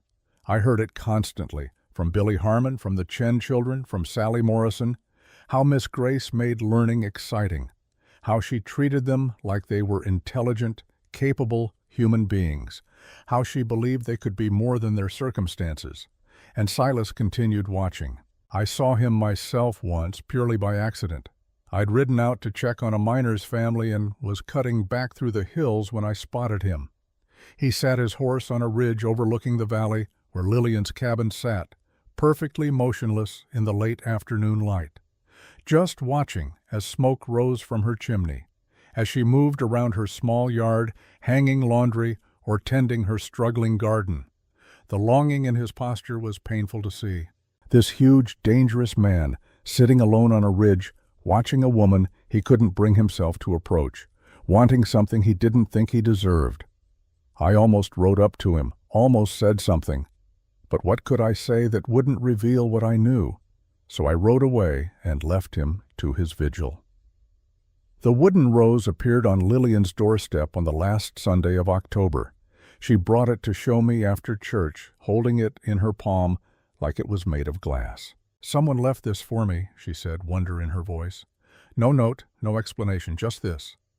It was beautiful. Cherry wood, polished smooth until it glowed in the light. Every petal was perfectly formed, every detail lovingly rendered. The kind of work that took hours of patient carving, the kind of gift that spoke of careful attention and unspoken feeling. "It's remarkable craftsmanship," I said, though I knew who'd made it. Could picture Silas in his workshop, whittling away the evenings, trying to create something beautiful enough to express what he couldn't say in words. "Do you think—" Lillian turned it over in her fingers. "Do you think it's from him, Mr. Wade? Would that trouble you?" "I don't know." She looked up at me with those storm-blue eyes. "It should, shouldn't it? A man I've never spoken to leaving gifts at my door, watching me from a distance. Any sensible woman would be frightened." "Are you frightened?" No. The admission seemed to surprise her. I'm curious, maybe even flattered. He's been so careful to keep his distance, not to threaten or intrude. And this, she held up the rose, this is lovely. The work of someone with patience and skill, and maybe even a gentle heart, despite how fearsome he looks. Silas Wade is a complicated man, I said carefully. The war broke something in him. He's been alone a long time because he doesn't think he deserves companionship, but he's not a bad man, just a damaged one. Aren't we all? She smiled sadly. Damaged, I mean. Those of us who survived the war, some more than others. She was quiet for a moment, studying the wooden rose. Then she tucked it carefully into her reticule. I'm going to keep this, she said. If he meant it as a gift, it would be rude to refuse it. And if he didn't, she shrugged. Well, it's beautiful regardless. That afternoon, I rode out to the Triple W again.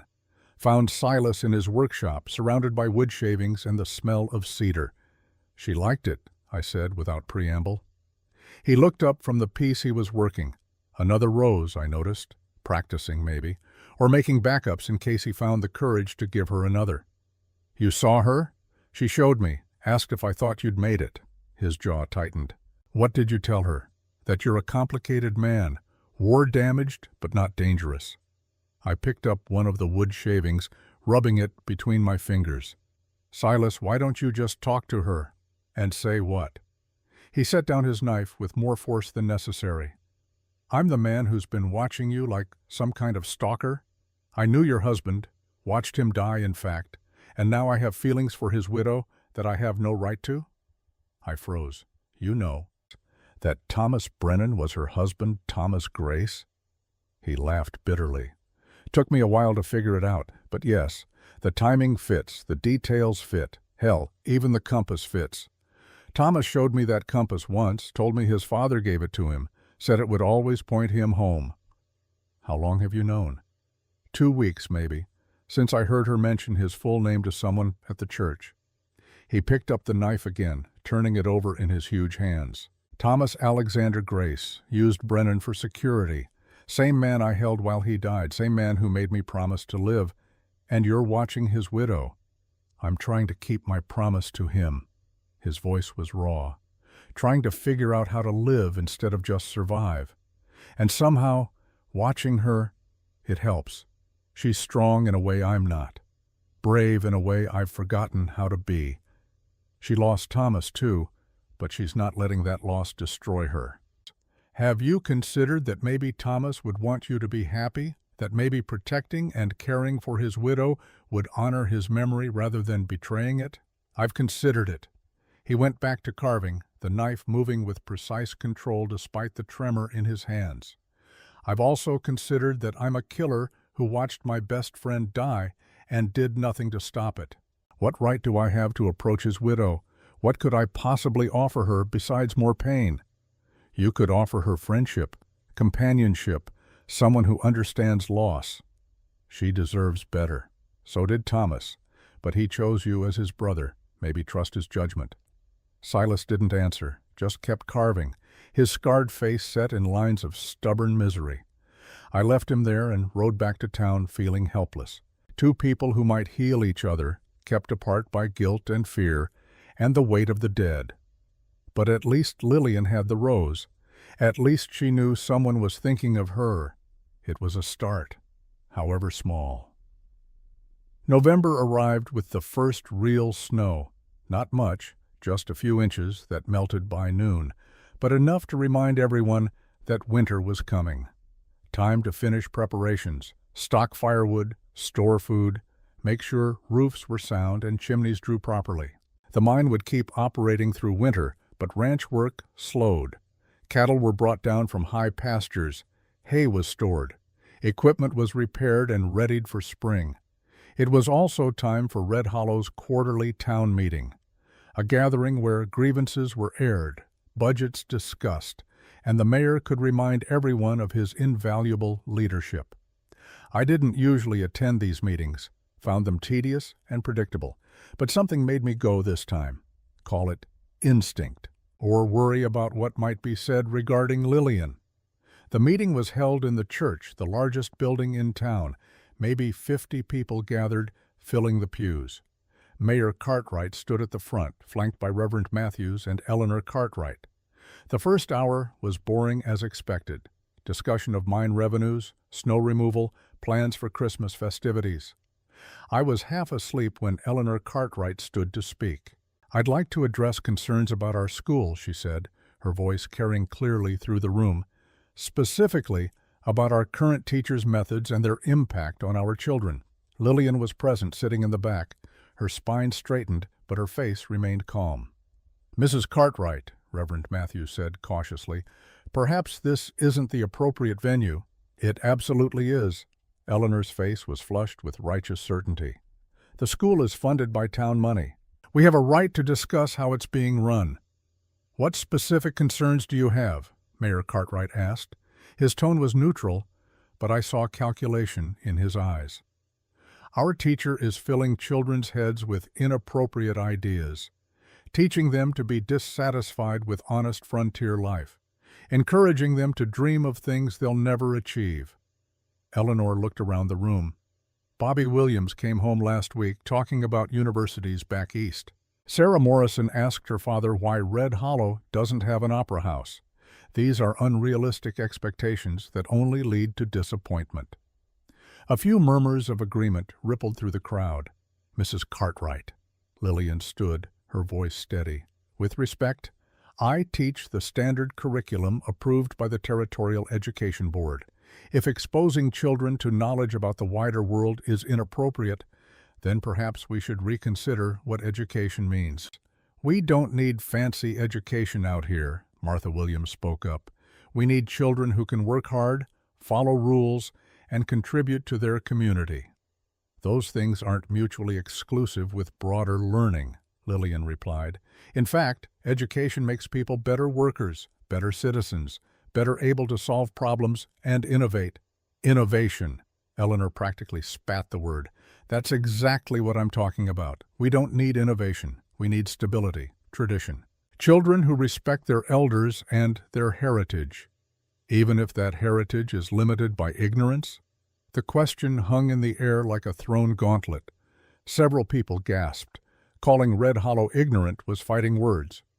"Mrs. Grace," Mayor Cartwright said smoothly, "I think what Mrs. Cartwright is trying to express, I know exactly what she's trying to express."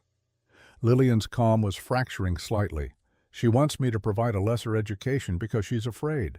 Afraid that educated children will leave, that they'll question authority, that they'll want more than what Red Hollow offers. But I won't apologize for giving these children tools to build whatever lives they choose." "Even if those lives are elsewhere?" Eleanor demanded. "Yes." Lillian lifted her chin. "Even then. Because my job isn't to trap children in Red Hollow, it's to prepare them for the world as it actually exists." "Then perhaps you're not suited for this position," Eleanor said coldly. "That's for the school board to decide, not you." The room erupted in argument, voices overlapping, people taking sides. I stood, preparing to speak in Lillian's defense, when the church door opened. Silas Wade stepped inside. The argument died instantly. Everyone turned to stare at the huge man filling the doorway, snow melting on his shoulders. He rarely came to town meetings. His presence was shocking enough to silence even Eleanor Cartwright. "Mr. Wade," Mayor Cartwright found his voice first, "we weren't expecting you. I own property in this valley." Silas's deep voice carried effortlessly through the room. "That gives me a right to speak at town meetings." Of course. "Did you have something to contribute to this discussion?" Silas's gray eyes found Lillian in the back of the room, held her gaze for a long moment. Then he looked at Eleanor Cartwright. "I've been watching the school," he said, "from a distance, seeing how the children act when they leave each day." Whispers started. Watching the school. From a distance. What did that mean? "They're excited," Silas continued. "Happy, talking about what they learned. I see Billy Harmon practicing his letters on anything he can find. I see the Chen children teaching their parents English words they didn't know before. I see children who want to learn instead of children who dread school." He took a step forward, and despite his slow, careful movement, several people flinched. That tells me Mrs. Grace is doing something right, something better than what came before. He looked at Eleanor. If your concern is that children might leave Red Hollow someday, maybe you should ask why you're so afraid they will. Maybe the question isn't whether Mrs. Grace is teaching them wrong, but whether Red Hollow is giving them enough reason to stay. Then he turned and walked out, leaving stunned silence in his wake. I wanted to cheer. Instead, I stood and added my voice. Mr. Wade is right. Mrs. Grace is the best teacher we've had. The children are learning more in 2 months with her than in 2 years before. If we drive her away because we're afraid of education, we're the ones who should be ashamed. A few others spoke up in support. Not many, but enough to shift the momentum. By the time the meeting ended, no formal action had been taken against Lillian. The matter was tabled for further discussion, which meant Eleanor Cartwright had lost this round. I found Lillian outside afterward, standing in the light snow, looking toward the western road where Silas had disappeared. "He spoke up for me," she said quietly. "He did." "Why?" "Because he thinks you're doing good work. Because he recognizes courage when he sees it." I paused. "Because he cares what happens to you." She was silent for a long moment, then, "I should thank him." "You should. I don't even know where to find him." "The Triple W Ranch, 20 miles west." I pulled my collar up against the cold. "But Lillian, if you go, understand what you're stepping into. Silas Wade he's not an easy man. He's been hurt, and he's isolated himself for years. Approaching him might be complicated." "So am I complicated." She smiled slightly. "And isolated, and hurt. Maybe that's exactly why we should talk." I watched her walk away through the falling snow and felt the weight of my secret pressing down like physical burden. She was going to seek him out. They were going to talk. And when they did, the truth about Thomas would hang between them like a ghost. Should I tell them first, warn them, or let them discover it themselves in their own time? I didn't know, and my indecision felt like cowardice. The next morning, I woke to pounding on my door. Tom Fletcher, one of Silas's ranch hands, stood on my step looking grim. "Doc, you need to come, now." "What's wrong?" "Someone took a shot at Mrs. Grace last night on her way home from town." My blood went cold. "Is she hurt?" "No, but it was close. Mr. Wade wants you out there. He's with her now." I grabbed my medical bag and saddled my horse faster than I'd moved in years. We rode hard through the November cold, arriving at Lillian's cabin just as the sun crested the eastern hills. Silas's horse was tied outside. Through the window, I could see him standing near the door, looking huge and out of place in the small space. I burst inside to find Lillian sitting at her table, pale but composed. A bullet hole marked the wall behind where she stood, and another had shattered her small window. "I'm fine," she said before I could ask, shaken but unhurt. "Tell me what happened." "I was walking home after dark. About halfway between town and here, I heard a gunshot. Something hit the tree next to me." She gestured to her cloak, hung over a chair. A neat hole marked the fabric at shoulder height. "I ran. There was another shot, but it missed. I made it here and locked the door." I examined the bullet hole in her cloak. Close. Terrifyingly close. "Did you see who shot at you?" "No, too dark." I looked at Silas. His face was set in hard lines, jaw clenched. "You found her?" "Heard the shots from my camp. I'd been—" He stopped, clearly not wanting to admit he'd been watching her cabin again. "I rode down, made sure she was safe. Stayed outside until dawn to make sure whoever it was didn't come back." "This wasn't a warning shot," I said, examining the holes. "Someone was trying to hit you." Lillian nodded. "I know. You need to leave Red Hollow, at least temporarily, until—" "No." Her voice was firm. "I won't run. Lillian, someone just tried to kill you. Someone tried to scare me. If they'd wanted me dead, they wouldn't have missed twice." She stood, wrapping her arms around herself. "I'm not leaving. I'm not letting whoever this is win." "This isn't about winning," I argued. "This is about staying alive." "Dr. Hayes is right." Silas spoke for the first time, his voice low and dangerous. "You can't stay here alone, not until we know who did this and why." And where would you suggest I go? Lillian demanded. Back east? Start over somewhere else? Run every time someone threatens me? You could stay at the ranch, Silas said. Mrs. Henderson would welcome you. You'd be safe there. I'm not hiding at your ranch like a frightened child. Then I'll stay here. The words came out flat, final. I'll camp outside. Anyone who wants to hurt you will have to go through me first. Lillian stared at him. You can't do that. I can, and I will. We don't even know each other. I know enough. His gray eyes met hers, and something passed between them that made the air in the small cabin feel charged. I know you're brave and stubborn and you've been alone too long. I know you teach children to dream despite this town's efforts to crush those dreams. I know you're worth protecting. Why? Her voice was barely a whisper. Why do you care? For a long moment I thought he might tell her. Might explain about Thomas, about the promise, about 12 years of guilt and grief. Instead, he said simply, because someone should. The silence that followed was profound. Two broken people looking at each other across a small cabin, beginning to see past their own pain to the possibility of connection. All right, Lillian said finally. You can camp outside for a few nights until this settles. It settled then. Silas turned to me. Doctor, I'd appreciate if you'd report this to the marshal. Someone in Red Hollow just escalated from threats to violence. That needs to be on record. I nodded, still processing what I'd just witnessed. Silas Wade, who'd hidden from human connection for 8 years, just committed to protecting a woman he barely knew. A woman who happened to be his dead best friend's widow. The universe, I thought, had a cruel sense of timing. I rode back to town and wrote a detailed letter to the territorial marshal, described the threats, the shooting, my concerns about escalation, sent it with the next stage to Denver. Then I sat in my office and tried to think. Someone had shot at Lillian, twice, close enough to kill. Who hated her that much? Eleanor Cartwright was vindictive, but I couldn't see her pulling a trigger.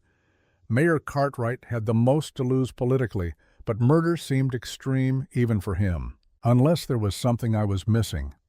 Some reason Lillian's presence in Red Hollow threatened him beyond just her teaching methods.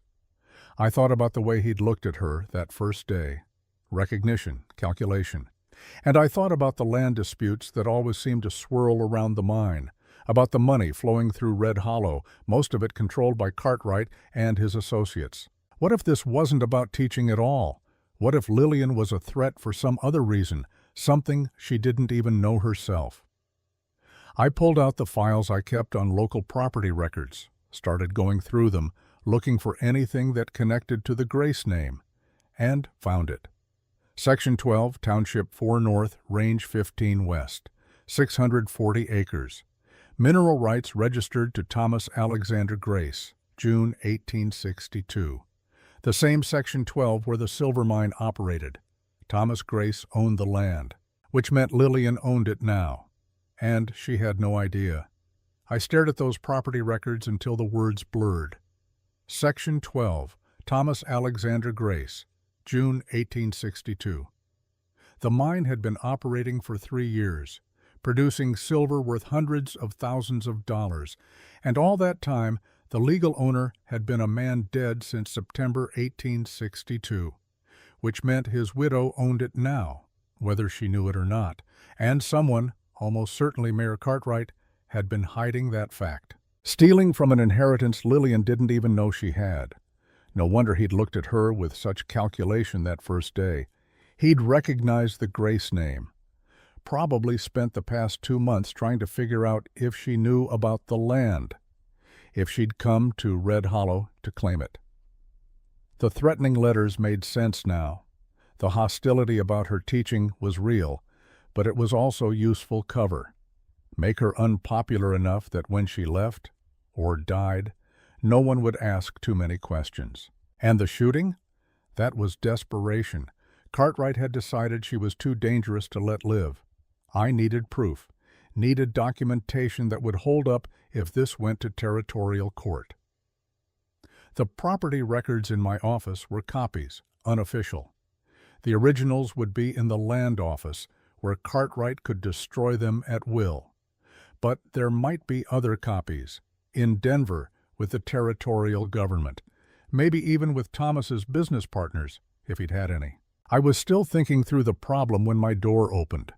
A man I didn't recognize stood there, older, maybe 65, with the weathered look of someone who'd spent decades in hard country. Travel-worn clothes, saddlebags over his shoulder, and sharp eyes that missed nothing. "Dr. Benjamin Hayes?" he asked. "That's right. What can I do for you?" "Name's Jake Fletcher. I'm looking for a woman named Lillian Grace. Heard she's the schoolteacher here." Every nerve in my body went on alert. "What's your business with Mrs. Grace?" "Her late husband was my business partner." He set down the saddlebags with a heavy thump. "Thomas Grace and I bought mineral rights together across the territory. Most turned out worthless, but one didn't, and Mrs. Grace deserves to know what she inherited." I stood slowly. "Section 12. His eyes narrowed. "You know about it." "I just figured it out. About an hour ago." I gestured to a chair. "Sit down, mister." "Fletcher, we need to talk." Fletcher had been searching for Lillian for 8 months. He'd sent letters to her last known address in St. Louis, but she'd already left. Tracked her to Kansas City, then to Denver, always a few weeks behind. Finally caught up to her trail when someone mentioned a widow named Grace had taken a teaching position in Red Hollow. "Thomas and I started buying land in '61, he explained, spreading documents across my desk. "Before the war. We had geological surveys showing promising mineral deposits in Colorado Territory. Bought up dozens of parcels cheap, hoping one would pay off. Section 12 paid off. Better than we dreamed. Silver ore so rich you can practically see it gleaming in the rock." He pulled out a sheaf of legal papers. "According to our partnership agreement, Thomas's share goes to his heirs. That's Mrs. Grace." "How much is her share worth?" "The mines produced roughly $200,000 in silver over 3 years. Fletcher's weathered face was grim. "Mrs. Grace is entitled to 20% of gross proceeds. That's $40,000. Maybe more depending on how much was extracted and not properly reported." I felt dizzy. $40,000. More money than most people in Red Hollow would see in 10 lifetimes. "Does anyone here know about this?" Fletcher asked. "Mayor Cartwright knows. Has to. He handles all the land office records and coordinates with the mining company." I showed him my property record copies. "But he's been hiding it. Mrs. Grace has no idea she owns anything. That's fraud. Grand larceny." Fletcher's jaw tightened. "And it explains something else. 3 weeks ago, a man approached me in Denver, offered me $5,000 to disappear, not to find Mrs. Grace, not to tell her about the inheritance." Who was the man? Didn't give a name, but he knew too much about the partnership, about the specific claims involved, had to be connected to whoever's been mining Section 12 illegally. "Did you take the money?" Fletcher looked offended. "I made a promise to Thomas Grace. Told him if anything happened to him, I'd look after his wife. I'm 5 years late keeping that promise, but I'll be damned if I let someone buy me off now." I liked this man, respected his integrity. But I also feared what his arrival meant. "Mr. Fletcher, someone shot at Mrs. Grace last night, twice. Came close to killing her." His face went hard. "Where is she now?" "At her cabin, about a mile east of town. But she's not alone. Silas Wade is guarding her." "Wade?" Fletcher's expression changed to something like recognition. "Big man, scar on his jaw, fought at Antietam. You know him?" "Know of him. Thomas mentioned him in letters. His best friend in the Army. Said Wade saved his life more than once." Fletcher paused. "Said Wade was the one holding him when he died." The room felt too small suddenly, too full of coincidences that weren't coincidences at all. "Mr. Fletcher, there's something else you need to know, something about Thomas and Silas Wade and Mrs. Grace that's complicated." I told him everything. About Silas using the name Thomas Brennan in his war stories. About the promise made to a dying friend. About how I'd pieced together that they were the same person. About how Silas had been watching Lillian for weeks without knowing she was the widow of the friend he'd lost. "And now he's protecting her," Fletcher said slowly. Fate's got a strange sense of humor. Or timing. Does she know? Does either of them know? No, I haven't told them. I rubbed my face, exhausted. I keep thinking I should. But how do you tell two people that the universe has connected them through a dead man's promise? You tell them the truth, before someone else does, or before they figure it out in a way that hurts worse. Fletcher stood, gathering his documents. I need to see Mrs. Grace, need to show her these papers and explain what they mean. She won't want to leave Red Hollow. Even now, after being shot at, she's refusing to run. Then she needs to understand what she's up against. This isn't about teaching methods anymore. This is about money. And men will kill for a lot less than $40,000. We rode out to Lillian's cabin together, arriving in the late afternoon. Silas's horse was tied outside, and I could see smoke rising from the chimney. Through the window, I glimpsed Lillian moving around inside. Silas himself was outside, checking the perimeter. He appeared from behind the cabin as we dismounted, hand on his gun, until he recognized me. Doctor, who's this? Jake Fletcher. He has information Mrs. Grace needs to hear. Silas studied Fletcher with those measuring gray eyes. About what? About why someone's trying to kill her. That got his attention. Silas knocked on the cabin door, and Lillian opened it, surprise crossing her face when she saw me and a stranger. Dr. Hayes, what's wrong? Nothing sounds wrong, but Mr. Fletcher has some things you need to see. We crowded into the small cabin. Lillian made coffee while Fletcher spread his documents on her table. I watched her face as he explained, confusion giving way to shock, giving way to something like fear. $40,000? Her voice was faint. That can't be right. It's conservative, if anything. Fletcher pushed the partnership agreement toward her. See? Thomas's signature right there. We each put in $1,000, most of what we had, buying up land across the territory. Thomas never told me about this. He probably didn't want to get your hopes up. Most of our purchases were speculation, long shots that didn't pay off. Fletcher's weathered face was kind. He wrote me once, right before Antietam, said if anything happened to him, I should make sure you got his share, that you deserved to be taken care of. Lillian's eyes filled with tears. She touched Thomas's signature with trembling fingers. Section 12, she read, Township 4 North, Range 15 West. That's where the mine is? That's where the mine is. I pulled out my property records. And according to these, Thomas Alexander Grace is still listed as the legal owner, which means you inherited it when he died. But no one ever contacted me, because someone's been hiding the ownership. Fletcher's voice went hard. Someone who's been stealing your royalties for 3 years, someone who probably hoped you'd never find out. Mayor Cartwright, Silas said. It wasn't a question. Almost certainly. He handles all the land records, coordinates with the territorial government, manages the mining contracts. I watched Lillian's face, saw understanding dawn. He recognized your name that first day, spent 2 months trying to figure out if you knew about the land. When it became clear you were staying, asking questions, making yourself part of the community, he decided to get rid of me. Her voice was hollow. The threats weren't about my teaching, they were about this. Your teaching made you unpopular, I said. That was useful to him, gave him cover. But yes, this is what he's really afraid of. Lillian stood and walked to the window, staring out at the November landscape. $40,000, more money than I've ever imagined having. And Thomas earned it, worked for it, planned for our future with it. He did. Fletcher joined her at the window.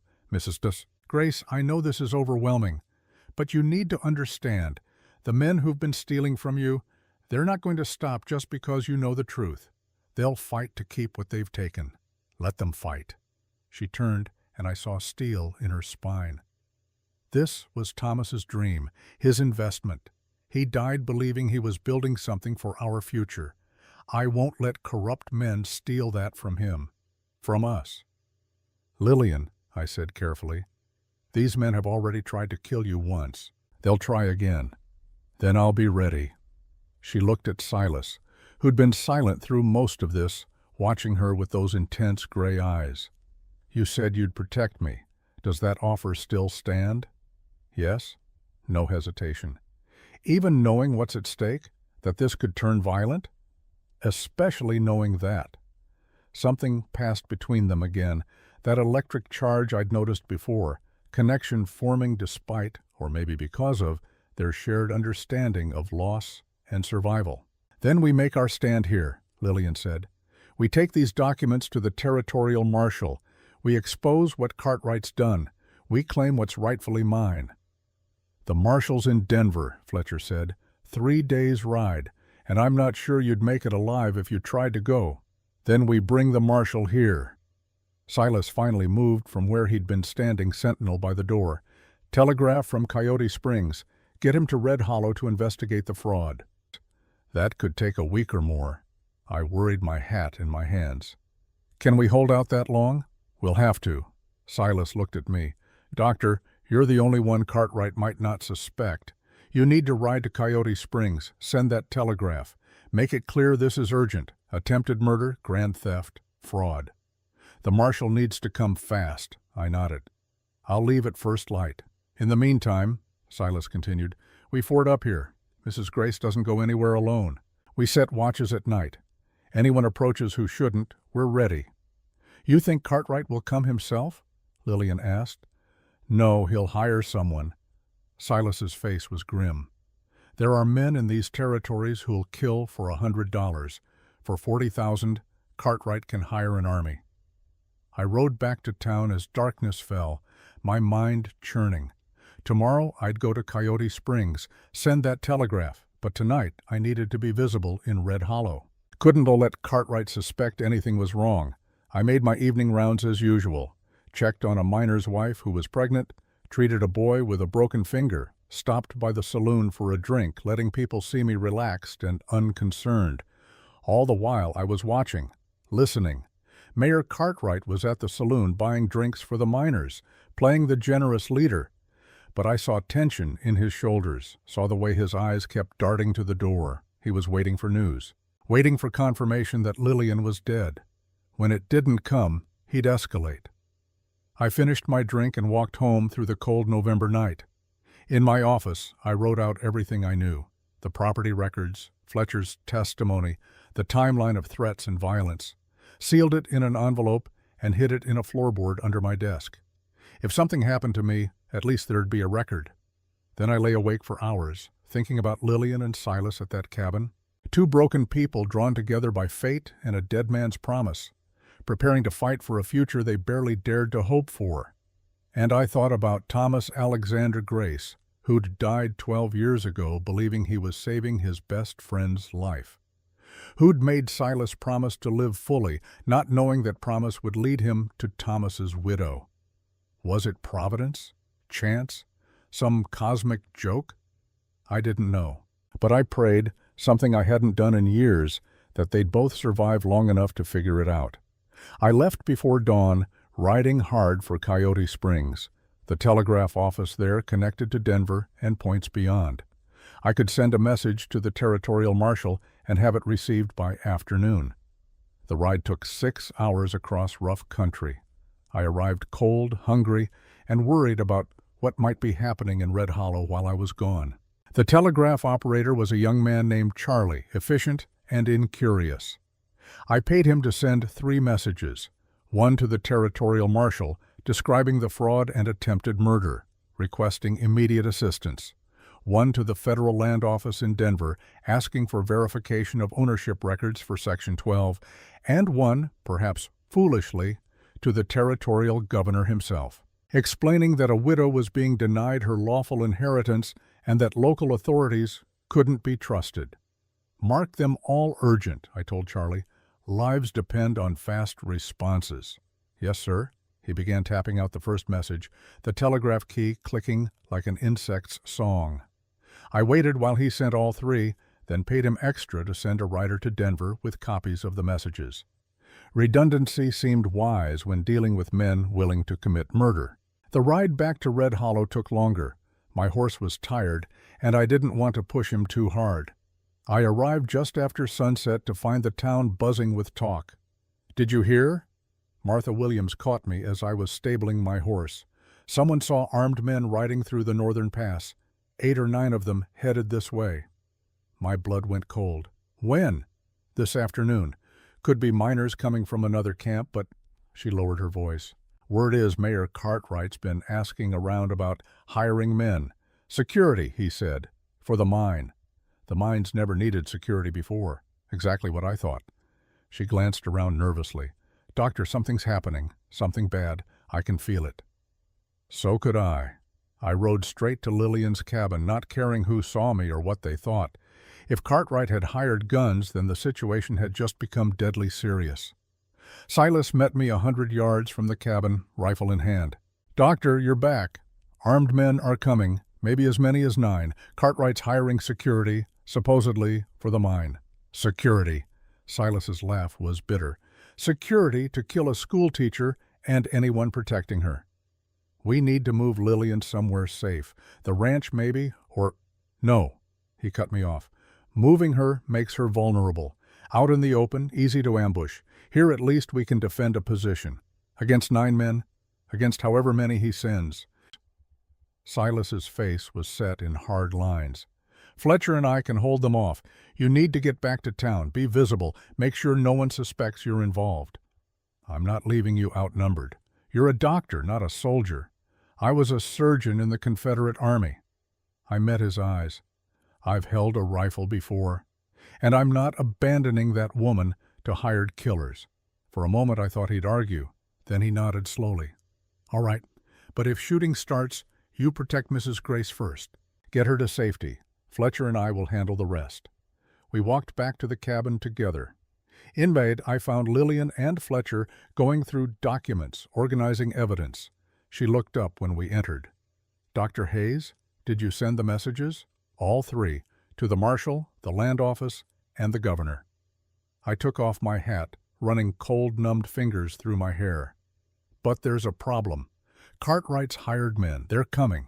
She absorbed this without flinching. When? Could be tonight, could be tomorrow, but soon. Then we prepare.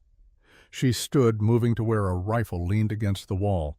Mr. Wade has been teaching me to shoot. I'm not proficient, but I can hit a man-sized target at 50 yards. Lillian, these won't be targets. They'll be killers. I understand. Her blue eyes were clear, certain. And I understand that sometimes the only way to build something worth having is to fight for it. Thomas died fighting for what he believed in. I won't dishonor his memory by running from men who stole what he worked for. I looked at the 3 of them.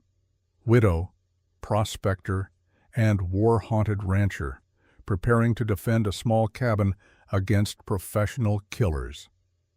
It should have seemed hopeless. Instead, it seemed right, like this was exactly where they were meant to be. Then I'll stay, I said. God help us all, I'll stay and fight. We prepared through the night. Silas and Fletcher had already fortified the cabin as best they could, moved furniture to block windows, piled supplies for a siege, established firing positions. Now we added medical supplies to my corner, water barrels, extra ammunition. Lillian worked alongside us without complaint, loading rifles, preparing bandages, organizing supplies, calm and focused, like she'd done this before. Maybe in some sense she had. Survived loss, survived grief, survived being alone in hostile territory. This was just another kind of survival. Around midnight, Silas called us together. If they come tonight, they'll attack just before dawn. That's when people are most tired, least alert. He'd drawn a rough map of the cabin and surroundings. Fletcher, you take the back window. Cover the approach from the creek. Doctor, you're on the side window facing town. I'll take the front door and main window.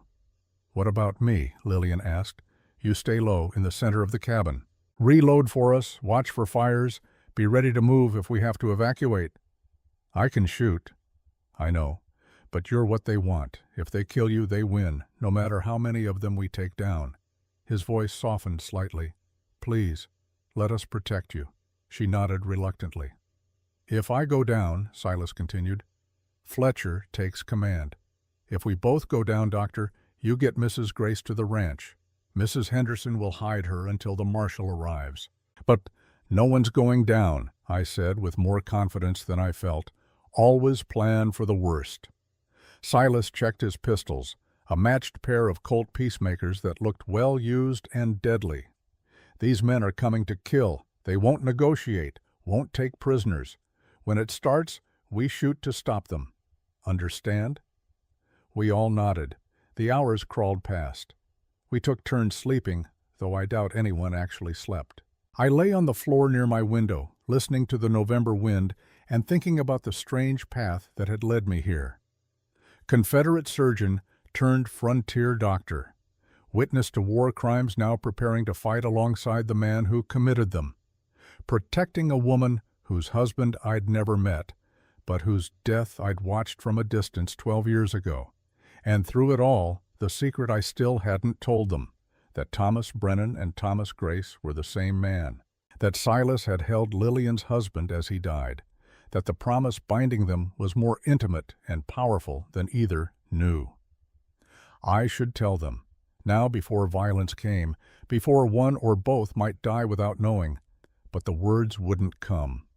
Fear held them back, fear of breaking something fragile before it had a chance to grow strong. So I kept silent, and prayed that silence wouldn't be my greatest sin. Dawn came gray and cold. No attack. No. We maintained watch through the morning, eating cold biscuits and drinking coffee that Fletcher had made strong enough to strip paint. Still no movement. Around noon, I saw riders approaching, 2 of them moving slowly, hands visible and empty. "Someone coming?" I called out. Silas appeared at my shoulder, looking through the window. "I know one of them, Tom Harrison, from the land office. Other one's a stranger." "What do they want?" "Let's find out." He opened the door a crack, rifle ready. "That's close enough, Tom. State your business." Tom Harrison pulled up about 30 yards from the cabin. He looked nervous, eyes darting to the rifle barrels visible in the windows. "Mr. Wade, I'm here on official business. Mayor Cartwright sent me to speak with Mrs. Grace." "Mrs. Grace isn't receiving visitors. It's important. About the school position." "The school position." Silas's voice dripped contempt. "Try again." The stranger spoke up. "My name's Marcus Johnson. I represent certain business interests in the territory. We'd like to make Mrs. Grace an offer." Marcus Johnson. The name hit me like a fist. I'd heard it before, 8 years ago in Virginia. The younger brother of the outlaw Silas had executed. The boy who'd sworn vengeance. He'd found Silas at last. "What kind of offer?" Silas called out, and I heard the tension in his voice. He recognized the name, too. "A generous one. $5,000 to relocate, voluntarily, immediately." Johnson was lean and hard-looking, with eyes like chipped flint. Take the money, leave Red Hollow, and everyone walks away happy. "And if she refuses?" "Then we'll be very disappointed." Johnson smiled, and it was the smile of a man who enjoyed cruelty. "Accidents happen in mining country, Mr. Wade. Terrible, tragic accidents. Would be a shame if something happened to the school teacher or to anyone protecting her." Silas's rifle came up. "Get off this property, now." "Just delivering a message." Johnson turned his horse. "You've got until tomorrow morning to consider. After that, the offer expires, and other options become necessary." They rode away, and we watched them go in tense silence. "That's Marcus Johnson," I said quietly, "brother of—" "I know who he is." Silas's face was carved from stone. "He's not here about the land, he's here for me." "What?" Lillian appeared from deeper in the cabin. "What are you talking about?" Silas set down his rifle and turned to face her. For the first time since I'd known him, he looked old, tired, defeated. "During the war, I was part of a unit hunting Confederate guerrillas and outlaws. We tracked a man named William Johnson to the Blue Ridge Mountains. He'd burned out freed slave families, murdered Union sympathizers, raped and killed anyone who got in his way." His voice was flat, emotionless, the way men talk about things too painful to feel. "We found his camp one morning. I was ordered to kill him, so I walked up while he was eating breakfast and shot him in the head. No warning, no trial, no mercy, just execution." Lillian's face had gone pale. "And Marcus Johnson was his younger brother, 16 years old, watching from the trees. He swore he'd kill me someday, avenge his brother. Silas met her eyes. Looks like someday has arrived. So this isn't just about the land, Fletcher said slowly. Cartwright's paying Johnson to kill Mrs. Grace. But Johnson has his own reasons to want you dead. 2 birds, 1 stone. I felt sick. He gets paid for murdering Lillian, gets revenge on Silas for free. How many men does he have? Lillian asked. 8 or 9, from what I heard in town. I moved away from the window. Professional guns, probably. Men who've killed before and won't hesitate to do it again. 9 against 3, Fletcher checked his rifle. Not good odds. 4, Lillian corrected. I can shoot. 4 against 9 still isn't good. I was thinking like a doctor, calculating casualties. We need help. The ranch hands from the Triple W maybe, or... No. Silas was shaking his head. I won't ask other men to die for this. It's my fight. My past catching up with me. It's my land they're trying to steal, Lillian said firmly. My inheritance they're protecting. This is my fight too. Then we make our stand together. Fletcher's weathered face was calm. I promised Thomas Grace I'd protect his widow. I keep my promises. The mention of Thomas created a moment of heavy silence. I saw Silas glance at Lillian, saw something pass between them that neither quite understood yet, and I knew I couldn't keep the secret any longer. There's something you both need to know, I said, about Thomas. They turned to look at me, 3 faces showing varying degrees of confusion and concern. Dr. Hayes? Lillian's voice was uncertain. What about Thomas? This was it. The moment where I either trusted them with the truth or let them walk into whatever was coming without knowing the full depth of their connection. I took a breath and committed. Lillian, when you told me about your husband's war letters, you said he signed them T. Brennan, his mother's maiden name. Yes, for security. And Silas, when you told me about your best friend who died at Antietam, you called him Thomas Brennan. I saw understanding begin to dawn on Silas's face, saw him go very still. They're not 2 different men, I continued. Thomas Alexander Grace, who used the name Brennan in his war correspondence. Thomas Brennan, who died in Silas Wade's arms. They're the same person. Lillian made a small sound, almost a gasp. Silas, I said gently, the woman you've been watching, the woman you're protecting, she's the widow of the best friend you lost, the friend who made you promise to live. No, Silas's voice was barely a whisper. That's not, it can't be. And Lillian, I turned to her, the man who's been watching over you, who carved you that rose, who's willing to die protecting you, he's the friend Thomas talked about in his letters, the one who held him as he died, the one Thomas made promise to live fully. The silence that followed was absolute. Lillian looked at Silas with shock and wonder and something else, something that might have been recognition, like part of her had always known. Silas looked at her like a man seeing a ghost, or maybe like a man seeing redemption he didn't think he deserved. You held him? Lillian's voice broke. You were there when Thomas died. Silas seemed unable to form words. I tried to save him. The saber was meant for me. He pushed me aside, took the blow. It cut deep through his side. He knew he was dying. What did he say? Tears were streaming down Lillian's face now. Please, I need to know his last words. Silas's eyes were wet too.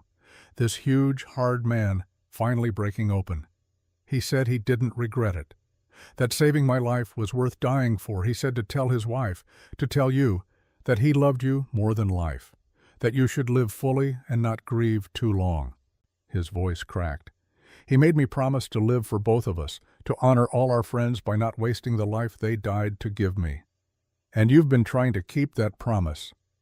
Lillian moved toward him, unconscious, drawn by invisible threads. All this time, watching me, protecting me, caring about what happens to me, you've been trying to honor Thomas. I didn't know, Silas looked stricken. I swear I didn't know you were his widow, not at first. When I figured it out, I thought I should stay away, thought I had no right to to feel what I was feeling. What are you feeling? The question hung between them like something physical. Silas looked at this woman, his dead friend's widow, this stranger who'd somehow become essential to him, and something in his face shifted, softened, opened. "I'm feeling alive," he said simply.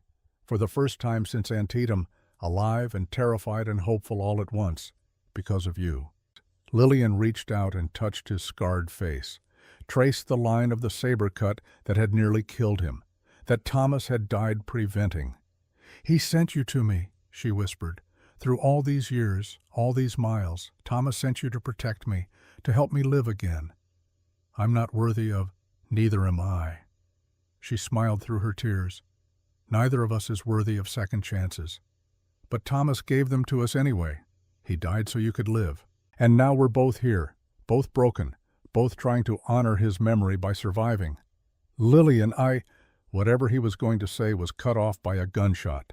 Glass shattered as a bullet punched through the window behind me. I dove for cover, heart hammering. "They're here!" Fletcher yelled from the back window. "At least 6 men moving in from multiple directions." Another shot, another. The siege had begun. Silas grabbed Lillian and pulled her down to the floor, covering her body with his own. "Stay down, don't move." Then he was up, moving to the window with his rifle. Firing, working the lever action with mechanical precision. I crawled to my position, grabbed my own rifle, saw shapes moving through the trees, counted 5 men to the east, 3 more circling around a back. 8 against 4. In a cabin with limited ammunition and no way out. Fletcher fired from his window. Someone screamed. At least one hit. "They're spreading out," I called, "trying to surround us." "Let them try." Silas's voice was cold, distant, the voice of a soldier back in his element. "They cluster up, they make easier targets." Another volley of the shots. Wood splintered as bullets punched through the cabin walls. One missed my head by inches. "This is Marcus Johnson." The shout came from outside. "Send out the woman and Wade. Everyone else walks free." "Go to hell." Silas shouted back, firing as he spoke. "Your choice." Johnson sounded almost cheerful. "We've got all day. You've got maybe an hour before we burn you out." Burn us out. I hadn't considered that. But of course they would. Why risk a direct assault when they could smoke us out like rabbits from a hole? "We need to break the siege," Fletcher said, reloading, "before they get organized, before they bring up fire." "I'll do it." Silas was already moving, grabbing his pistols. "I go out the back, circle around, hit them from behind, scatter them." "That's suicide," I argued. "Maybe, but it's better than sitting here waiting to burn." He looked at Lillian. "If I don't come back, you're coming back." She stood, grabbed his arm. "You made Thomas a promise. You're keeping it. You're living." Something passed between them, a understanding too deep for words. Then Silas kissed her, hard and quick and desperate, the kiss of a man who might not get another chance. "Keep that promise for me," he said. Then he was gone, slipping out the back door into the gray afternoon. I watched through my window as he moved like a ghost through the scrub oak and sage, watched him disappear into the landscape, becoming part of it.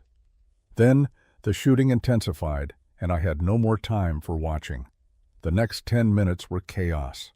I fired when I saw targets, reloaded when Fletcher called for cover, tried to track where the attackers were moving.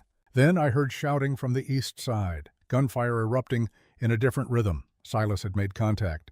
"He's got them confused," Fletcher yelled. "They don't know where the fire's coming from." I saw 2 men break cover, running for better positions. Shot at one, missed. Fletcher didn't miss. The man went down hard. More shouting. Someone screaming in pain. The distinctive boom of Silas's pistols. Then silence, sudden and complete. "Cease fire!" That was Johnson's voice. "Fall back. Regroup!"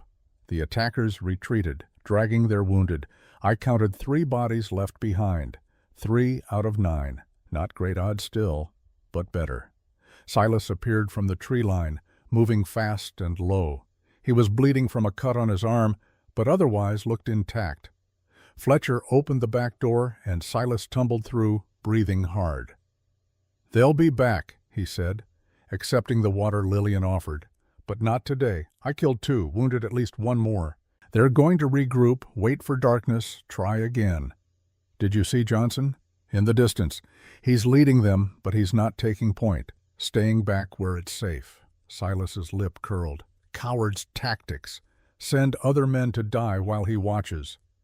We can't hold another assault, I said. Not if they come in force after dark. No. Silas looked around the bullet-riddled cabin.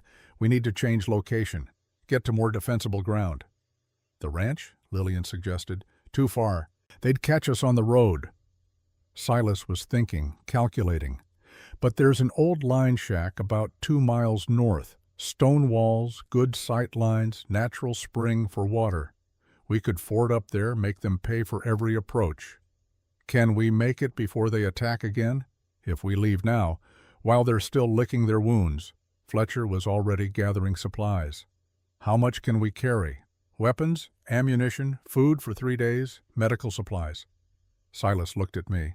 Doctor, you know the country. Can you guide us through the back trails? Routes they won't expect? I thought about the terrain, about game trails and old mining roads that most people had forgotten. Yes, I can get us there.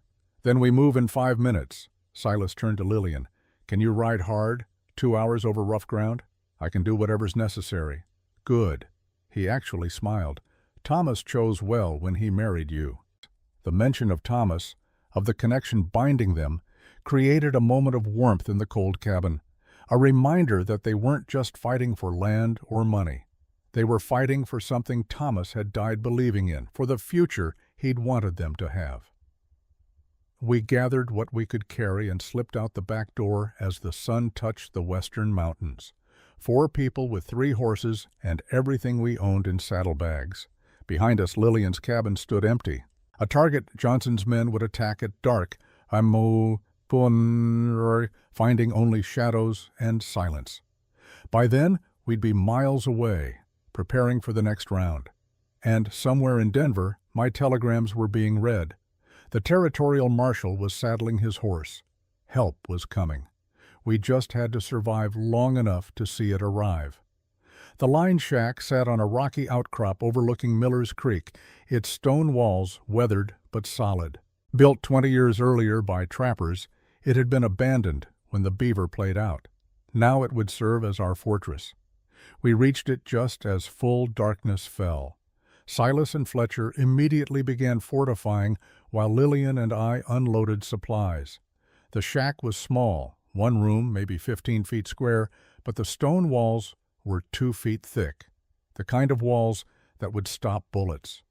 Windows on 3 sides, Silas noted, checking each one. Good fields of fire.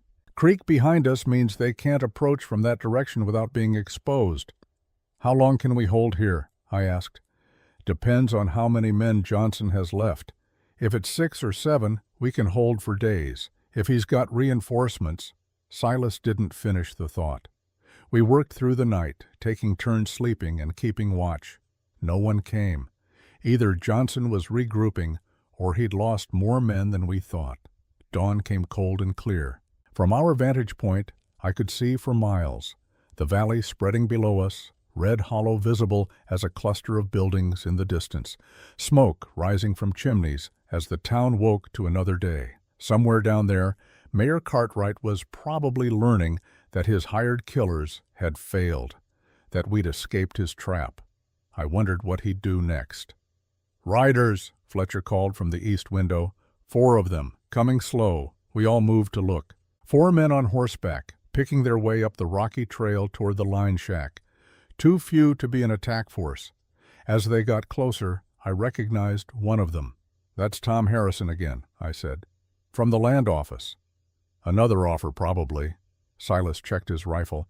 "They'll try to talk before they try to kill, see if they can avoid more casualties." The riders stopped about 100 yards out. Harrison called up to us. "Mr. Wade, Mrs. Grace, we need to talk." "So talk," Silas shouted back. "The mayor sent me. He's willing to negotiate." "Negotiate what?" "A settlement. Mrs. Grace gets $20,000, relocates voluntarily, and we all pretend this unpleasantness never happened." I looked at Lillian. Her face was set in hard lines. "Tell the mayor," she called out. her voice carrying clearly across the distance, "that I want what's legally mine. $40,000 in back royalties, full ownership of Section 12 recognized, and criminal charges against everyone involved in the fraud." There was a pause. Then a different voice spoke. Marcus Johnson stepped his horse forward. "Mrs. Grace, you're not in a position to make demands. We've got you surrounded. You're running out of food, ammunition, and time. Take the $20,000 and live, or refuse and die. Your choice." "We'll take dying over surrender," Silas called back. "And we'll take some of you with us," Johnson laughed. "Wade, I was hoping you'd say that. See, I've been waiting 8 years for this. 8 years to make you pay for murdering my brother." "Your brother was a rapist and a killer. He got what he deserved." "He was family!" Johnson's voice cracked with old rage. "And you executed him like a dog. No trial, no mercy, just a bullet while he ate his breakfast." "I was following orders." "Orders?" Johnson spat. "That's what all you Union boys say, just following orders. Well, here's my orders, Wade. You're going to die today. You and anyone stupid enough to stand with you." He wheeled his horse and rode back down the trail, the other 3 following. We watched them go in tense silence. "He's not bluffing," Silas said quietly. "He'll come with everything he has. This ends today, one way or another." "How many men do you think he has left?" Fletcher asked. 6, maybe 7 if he's got reinforcements, plus himself." Silas began distributing ammunition, counting rounds. "We've got maybe 200 rounds between us. If they rush us all at once, in force—" He didn't need to finish. We all understood the mathematics of siege warfare. Eventually the attackers won. It was just a question of cost. "Then we make the cost high enough that they give up," Lillian said. She was loading rifles with steady hands, her face calm. "We make every round count. We don't waste shots. And we hold until help arrives." "Help might not arrive in time," I said gently. "Then we hold anyway." She met my eyes. "Because that's what you do when you're fighting for something that matters." They came at noon. 7 men, just as Silas predicted. They spread out, using the rocks and scrub for cover, approaching from 3 directions at once. Professional tactics. These weren't miners or drifters. These were men who'd fought in wars or range conflicts. "Pick your targets," Silas said calmly. "Make them count." The first shot came from the east. A bullet sparked off the stone wall near Fletcher's window. "Here we go," Fletcher muttered, and fired back. The siege began in earnest. For the next hour, it was a matter of patience and ammunition management. The attackers would fire, trying to pin us down. Then 1 or 2 would try to advance while we were taking cover. We'd spot the movement, return fire, drive them back. 3 times they tried to rush us. 3 times we drove them back with concentrated fire. But we were taking hits, too. A bullet grazed my shoulder, cutting through coat and shirt but missing flesh. Lillian had a splinter from the window frame cut her cheek. Fletcher took a round through his hat. "We're holding," Silas said, reloading. "But they're learning our patterns. Next rush will be coordinated, all of them at once." "How many rounds left?" I asked. 60, maybe 70. "Not enough for another hour of this intensity. Then we need to break their attack before it develops." Fletcher was studying the terrain through his window. "See that cluster of rocks at 2 o'clock? That's where Johnson's directing from. Take him out, the rest might break." "It's 300 yards, Silas said. "Long shot with a rifle." "I can make it." Fletcher's weathered face was calm. "Used to hunt elk at that range." "Man's bigger than an elk." "You'd have to expose yourself, draw their fire." "I know." Fletcher looked at each of us in turn. "I made a promise to Thomas Grace. This is how I keep it." Before anyone could argue, he moved to the door, took a deep breath. Then he was outside, running for a better vantage point, rifle in hand. Every gun turned on him. Bullets kicked up dust around his feet, spanged off rocks. He dove behind a boulder, came up already aiming. The shot echoed across the valley. Through my window I saw Johnson jerk backward, clutching his shoulder. Not a kill shot, but a solid hit. Fletcher worked the lever, fired again, missed as Johnson scrambled for cover. Then the return fire found him. I saw Fletcher stumble, saw red bloom on his shirt. He managed one more shot before he went down. "Fletcher!" Lillian's cry was anguished. Silas was already moving, out the door, before I could stop him. He ran in a crouch, bullets chewing up the ground around him, and reached Fletcher's position. I provided covering fire, shooting at anything that moved. Saw one attacker go down, maybe hit, maybe just taking cover. Silas grabbed Fletcher and dragged him back toward the shack. I kept firing, heard Lillian's rifle join mine from the other window. Between us, we kept the attackers' heads down long enough for Silas to make it back. He hauled Fletcher through the door and laid him on the floor. I was there immediately, medical bag already open. Fletcher had been hit twice. Once in the chest, once in the abdomen. Both serious, probably fatal without proper surgery, which I couldn't provide here. "How bad?" Fletcher's voice was weak. "Bad." I worked quickly, packing the wounds, trying to slow the bleeding. "You need a real hospital, real doctors. Not going to get one." He coughed, and blood appeared on his lips. "Did I hit him?" "You hit him," Silas said. "Shoulder. He's out of the fight." "Good." Fletcher's eyes found Lillian. "Mrs. Grace, Thomas would be proud of your courage." "Save your strength," Lillian said, tears streaming down her face. "Dr. Hayes will—" "Doc's good, but not that good." Fletcher's breathing was labored. "Tell Thomas I kept my promise. Looked after his wife. Protected his legacy." "You did," I said quietly. "You kept your word, Jake, right to the end." He smiled, blood on his teeth, but a genuine smile. "Then I die content." His eyes closed. His breathing slowed, stopped. I checked for a pulse, knowing I wouldn't find one. He's gone. The silence in the shack was profound. Outside, gunfire had stopped. Both sides seemed to be regrouping, counting cost. Lillian knelt beside Fletcher's body, taking his weathered hand in hers. "Thank you," she whispered. "Thank you for honoring Thomas, for protecting me, for being brave." Silas stood, his face carved from stone. "We finish this. For him, for Thomas, for everyone we've lost." He moved back to his window, and I saw something shift in his demeanor. The careful control was gone. What remained was the soldier I'd glimpsed in Virginia, cold, focused, lethal. "How many rounds?" he asked. "Maybe 40. "Enough." He checked his pistols. Those matched Colts he'd carried through the war. "Doctor, I'm going out there. I'm ending this." "Silas, that's suicide, I know. But they're regrouping for a final push. I can see it in how they're moving.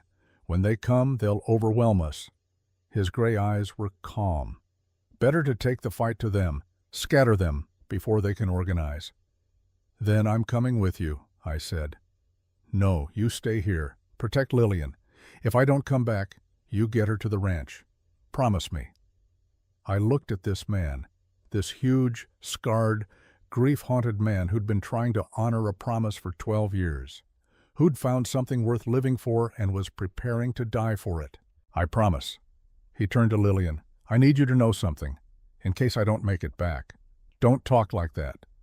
"I have to." He crossed to her in 2 strides, took her face in his huge hands. "Thomas was my brother, closer than blood. When he died, part of me died with him. I've been half alive for 12 years, just going through motions." His thumbs wiped away her tears. "Then I saw you, and something woke up, something I thought was dead." His voice was rough with emotion. "I love you, Lillian Grace. I love your courage and your strength and the way you won't let this hard world break you.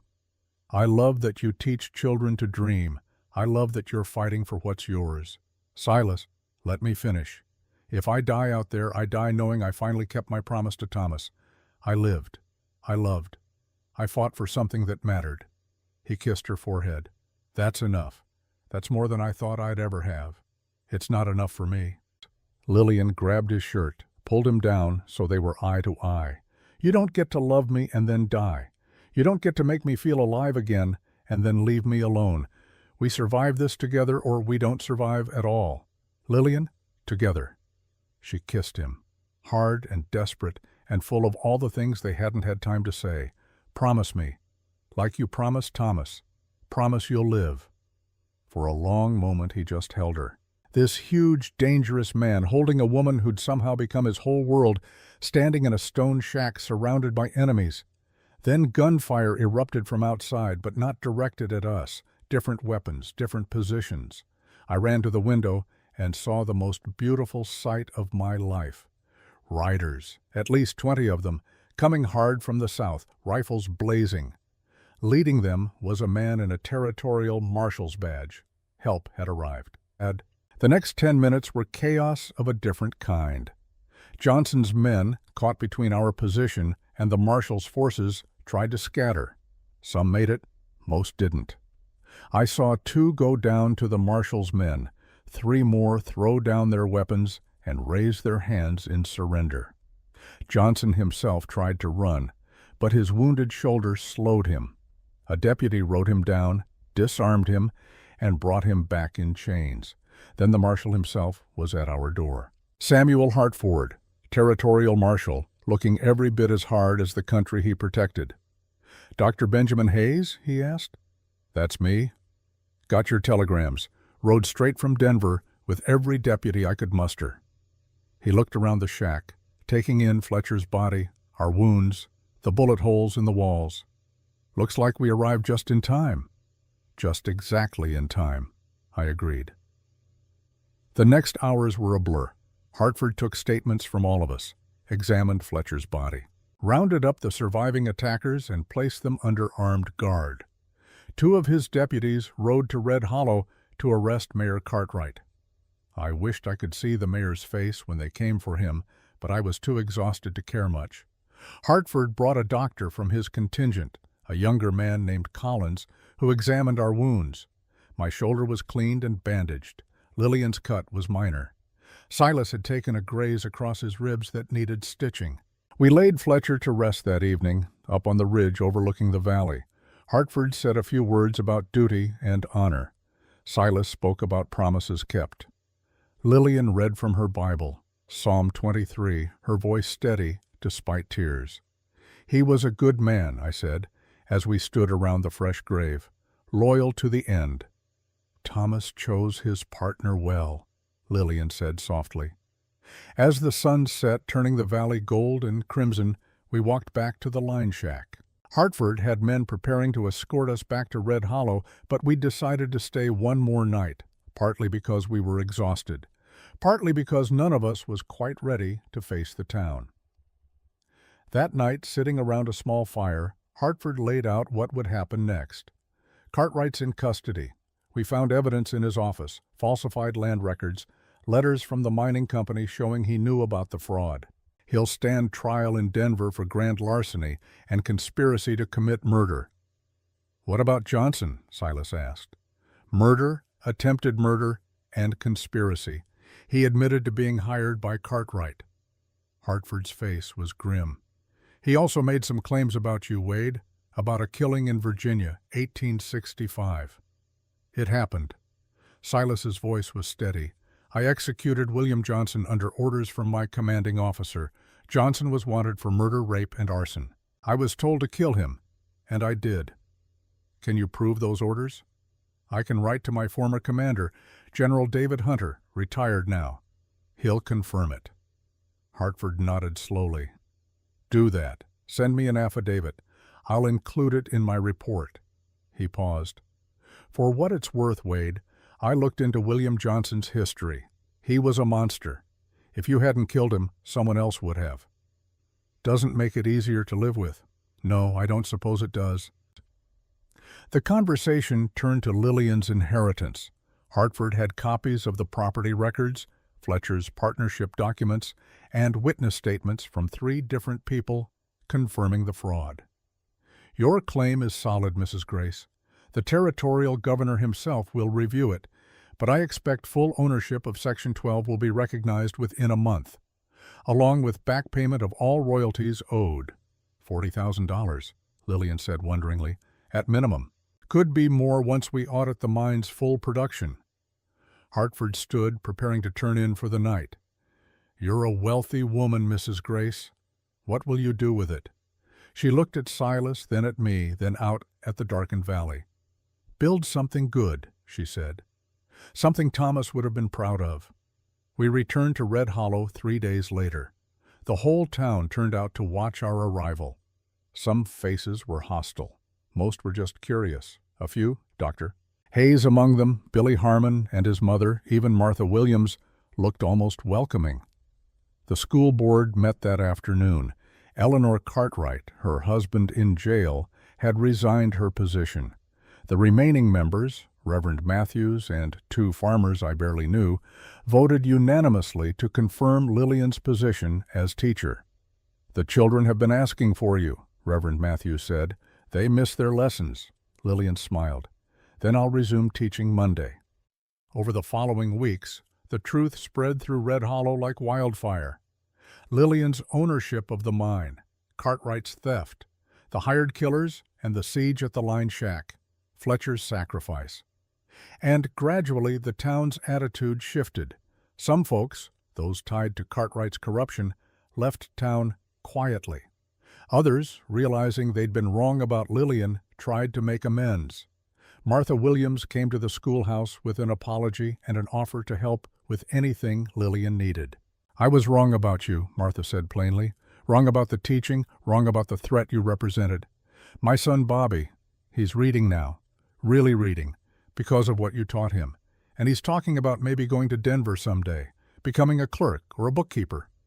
She paused, working through difficult emotions. "I was afraid of that. Afraid he'd leave and I'd be alone. But I realized something. I'd rather have a son who leaves and builds a good life than one who stays out of fear and resents me for holding him back." Lillian took her hand. "Bobby can build a good life here in Red Hollow, too, if Red Hollow will let him grow. Maybe it will now. Maybe you're changing us, slowly, but changing us nonetheless." I watched these small reconciliations with satisfaction. This was how communities healed. Not through grand gestures, but through individuals choosing to be better than they had been. Silas stayed at the ranch but came to town more often, bringing supplies for the school, fixing things that needed repair, slowly becoming part of the community he'd avoided for so long.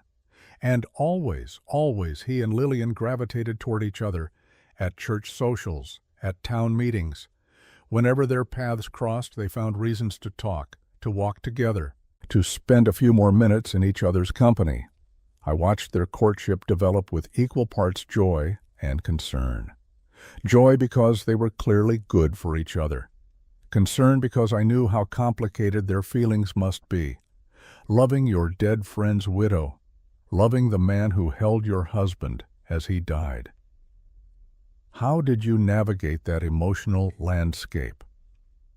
One evening in December, Silas came to my office. "I need advice," he said without preamble, "about Lillian." "What kind of advice?" "The courting kind." He looked uncomfortable, this huge man, suddenly awkward as a schoolboy. "I want to do this proper, not just watching from afar or protecting her from danger. I want to court her, like a gentleman, but I don't know if that's appropriate, given everything." "You mean given that she was Thomas's wife?" "Yes." I set down my medical journal and gave him my full attention. "Silas, what do you think Thomas would want?" "I don't know. I've thought about it constantly. Wondered if he'd see this as betrayal or—" "Stop." I held up a hand. "Thomas made you promise to live, really live, not just survive. And he told Lillian in his last letter not to grieve too long, to live fully. That's different than saying, is it?" I leaned forward. "Thomas loved both of you. You were his brother. She was his wife. He died wanting both of you to be happy.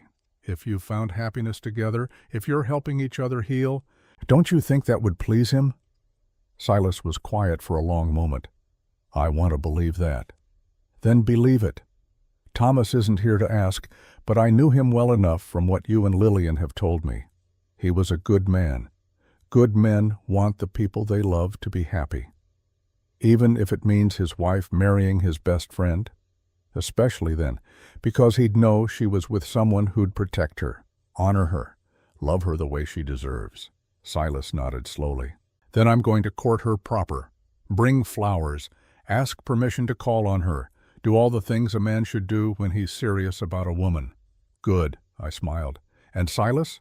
Don't wait too long to tell her how you feel. Life's too short, and we've all lost enough time to fear and grief. He took my advice. Starting the very next week, Silas Wade began an old-fashioned courtship. He brought Lillian wildflowers from the high meadows, repaired her cabin's front steps, asked formally if he could escort her to church on Sunday. Every gesture was careful, respectful, proper. Red Hollow watched with fascination. The mysterious rancher and the widow teacher conducting a romance in full view of the town. Some whispered it was too soon, that Lillian should mourn longer, that Silas was taking advantage. But most saw what I saw, two lonely people finding each other, two broken souls learning to be whole again. Christmas came. The school held a pageant, and Silas attended, sitting in the back with his hat in his hands, watching Lillian direct the children with a smile that transformed his scarred face. New Year arrived. At the church social, Silas asked Lillian to dance. She accepted, and they moved across the floor with surprising grace for such a large man and small woman. They fit together perfectly. In January, the territorial governor's office officially recognized Lillian's ownership of Section 12. The mining company was forced to pay $42,000 in back royalties, more than even Fletcher had estimated. Lillian used some of the money to expand the school, hired a second teacher, bought books and supplies, funded scholarships for students who wanted to attend schools in Denver or back east. The rest she invested in Red Hollow itself, funded improvements to the church, helped families whose breadwinners had been injured in the mine, bought new equipment for the general store. Thomas wanted to build something good, she told me when I asked about her generosity. This is how I honor that, by building a community worthy of his sacrifice. The town responded, slowly, grudgingly at first, but with increasing warmth. By February, Lillian Grace was no longer an outsider. She was one of them, the teacher who'd fought for her students and her rights. The woman who'd survived hired killers and used her wealth to help others. Mayor Cartwright went on trial in March. I testified, as did Lillian and Silas. Hartford presented overwhelming evidence of fraud and conspiracy. The verdict took the jury less than an hour. Guilty on all counts. 15 years in the territorial prison. Marcus Johnson's trial was shorter. He admitted to everything, even seemed proud of the attempted murders. The judge sentenced him to hang. I couldn't find it in myself to feel sorry for either man. They'd chosen greed and violence. Now they'd pay the price. Eleanor Cartwright left Red Hollow quietly, moving to Denver to live with her sister. I heard later that she'd become involved in charity work, perhaps trying to atone for her husband's sins. And through it all, Silas and Lillian drew closer. Walks in the evening, quiet conversations on her cabin porch, moments of laughter I hadn't thought either of them capable of weeks earlier. In April, Silas asked me to ride out to the ranch with him. "I need your help with something," he said as we rode through the spring-greening valley. "A decision I'm trying to make." "What kind of decision?" "Whether I have the right to ask Lillian to marry me." My heart lifted. "Silas, I think—" "Let me finish." He pulled his horse to a stop on a ridge overlooking his land. "I love her. God knows I love her. She makes me want to be better than I am, makes me believe I might deserve happiness after all. But she's Thomas's widow, and I'm the man who couldn't save him. Every time I look at her, I see my failure. Every time I hold her, I remember holding him as he died." His voice cracked. "How do I marry her with that ghost between us?" I thought carefully about my answer. This was too important to rush. "The ghost isn't between you, Silas. It's with you, both of you. Thomas is part of your past, part of who you are." I gestured to the valley. "But he's not your future. Lillian is. The question isn't whether you have the right to love her. It's whether you're brave enough to accept that love when it's offered. What if I fail her, like I failed him? You didn't fail Thomas. You tried to save him. You held him when he was dying. You kept the promise you made." I met his eyes. And now you have a chance to keep it fully, to live, really live, with someone you love. Don't throw that away because you're afraid." Silas was quiet for a long time. Then he reached into his saddlebag and pulled out a small wooden box. "I made this," he said, opening it. Inside was a ring, simple gold band, unadorned, the kind a rancher might wear.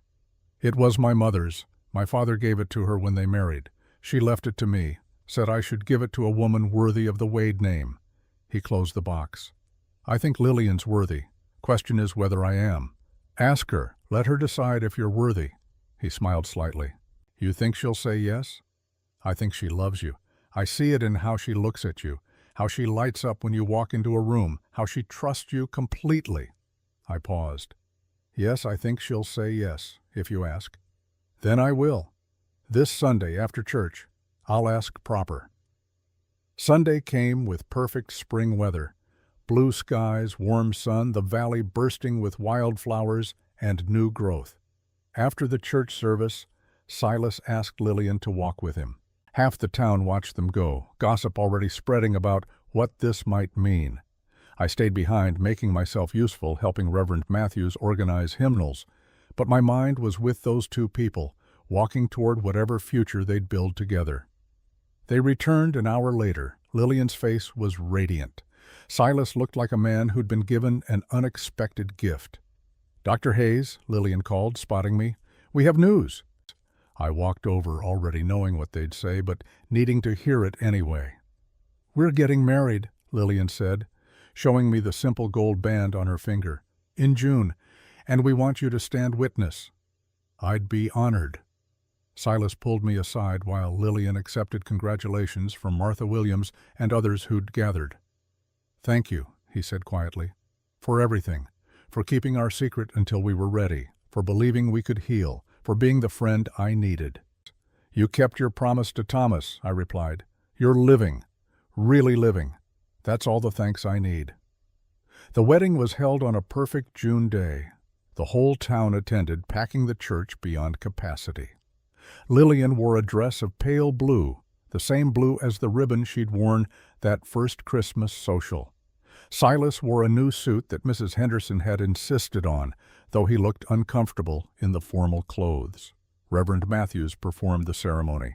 Billy Harmon served as ring-bearer, grinning from ear to ear. I stood as Silas's best man, a role I'd never expected to fill. When Matthews asked if anyone objected to the union, the church was silent. Whatever reservations people had once had were gone. Everyone could see that these two belonged together. "Do you, Silas Wade, take Lillian Grace to be your lawfully wedded wife?" "I do." Silas's voice was steady, certain. "And do you, Lillian Grace, take Silas Wade to be your lawfully wedded husband?" "I do." No hesitation, no doubt.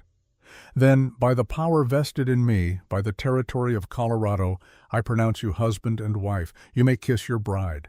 Silas did, gently, reverently, like she was something precious he was afraid to break. The church erupted in applause. At the reception afterward, held in the town square, people came to offer congratulations and well wishes. Even some who'd been hostile months earlier seemed genuinely happy for them. Martha Williams brought a beautiful quilt she'd sewn. "For your home," she said. "May it keep you warm." Dr. Collins, Hartford's deputy who'd stayed on in Red Hollow, toasted the couple's health and happiness. Eleanor Henderson cried happy tears and told Silas his mother would have loved Lillian. And through it all, Silas and Lillian moved together like they'd been married for years. Comfortable, right, whole. As the sun set and the dancing began, I found myself standing with them, looking out over the celebration. "Thomas would have loved this," Lillian said softly, "seeing everyone together, happy." "He would," Silas agreed. "He always said the best victories were the ones that brought people together instead of tearing them apart." "Then this is our victory," Lillian said. "Not just surviving, but building something good from what we survived." She was right. Red Hollow had transformed over the past year, from a corrupt mining town to a real community, from a place that feared outsiders to one that welcomed growth and change. And at the center of that transformation were two people who'd been broken by loss and put back together by love. "What will you do now?" I asked them. "Run the ranch," Silas said. "Maybe expand it. Lillian's inheritance gives us capital to build something lasting." "Keep teaching," Lillian added. "The children still need education, and I've discovered I'm good at it. I love watching them grow and learn." "And maybe," Silas said, glancing at his new wife with a smile that transformed his scarred face, "start a family of our own, if we're blessed." "You will be," I said with certainty. "You've earned it." As the evening wore on and the celebration continued, I slipped away quietly, walked to the cemetery on the hill above town where we'd buried Jake Fletcher. His grave was well tended now. Lillian came every week with fresh flowers, honoring the man who'd kept his promise to Thomas. I stood there in the gathering darkness, thinking about promises and sacrifices and the strange paths that lead us to redemption. "We did it, Jake," I said to the silent grave. "We kept her safe, honored Thomas's memory, built something worth having." The wind carried no answer, but I felt peace nonetheless. The years that followed brought changes to Red Hollow and to all of us. Silas and Lillian had 3 children, 2 boys and a girl. Named them after the friends Silas had lost, James, Charles, and Eleanor. The children grew up knowing their names honored brave men and women who'd sacrificed for the future. The Triple W Ranch prospered. Silas proved to be not just a good rancher, but a fair employer and honest neighbor. He never fully lost the shadows in his eyes, but they grew lighter with each passing year. Lillian continued teaching until their first child was born, then turned the schoolhouse over to younger teachers while she raised her family. But she never stopped being an educator. She started a lending library in her home, taught Sunday school, and made sure every child in Red Hollow had access to books and learning. The mine operated honestly under new management. Section 12 produced silver for another 15 years before the vein played out. By then, Lillian had invested the profits wisely in land and businesses throughout the territory. Red Hollow grew from a rough mining camp to a proper town, got a railroad spur in 1880, electric lights in 1885, became the county seat in 1890, and through it all, Dr. Benjamin Hayes kept practicing medicine, delivering babies, setting bones, tending to the sick and injured, watching the town and the people he'd fought for continue to grow and change. Martha Williams became one of Lillian's closest friends. The 2 women worked together on civic improvements, education initiatives, and supporting families in need. Tom Harrison, the land office clerk who delivered Cartwright's offers, proved to be honest once his corrupt boss was gone. He became a respected businessman and eventually mayor of the new Red Hollow. Eleanor Henderson lived to see all 3 of the Wade children born. She died peacefully in her sleep at 72, surrounded by the family she'd helped save. Marcus Johnson was hanged in Denver in June of 1874. Silas didn't attend the execution. "Vengeance is the Lord's," he told me. "I'm done with killing." Mayor Cartwright served 11 years of his sentence before dying of a stroke in prison. Eleanor Cartwright never remarried, dedicating her life to charity work that helped the families her husband had harmed. And me? I continued my practice, content to be the quiet witness to Red Hollow's transformation. Delivered the Wade children, treated 3 generations of families, became the old doctor who remembered when things were different. Which brings me back to this desk, this lamp, this stack of pages covered with careful script. I am an old man now, 68 years old, with hands that tremble when the cold settles into these mountains. I've lived in Red Hollow for 25 years, delivered more babies than I can count, buried too many friends, seen the town transform from a rough mining camp to a thriving community. But nothing I witnessed in all those years compares to what I saw in the autumn of 1873, 2 broken people finding each other. A widow and a war veteran, both carrying grief they thought would destroy them, discovering that the dead can set the living free. Tomorrow, Silas and Lillian will visit, as they do every week. They'll ask if I've finished my writing. I'll tell them yes, tell them I've remembered it all. The fear and the courage, the loss and the love. The way two damaged souls became whole by refusing to surrender to their pain. Red Hollow remembers that year as the year everything changed. The year corruption was exposed and honest leadership restored. The year the school got a real teacher and children started dreaming bigger dreams. But I remember it as the year I learned that promises to the dying aren't just about memory, they're about living fully enough to honor what was lost. About building futures the dead would have wanted to see. Thomas Alexander Grace, Thomas Brennan, died making his best friend promise to live. And Silas Wade kept that promise in the most beautiful way possible, by loving Thomas's widow, by protecting her, by building with her the life Thomas had dreamed of having. Some might call it fate, others divine providence. I just call it right. Through my window now, I see them coming up the path.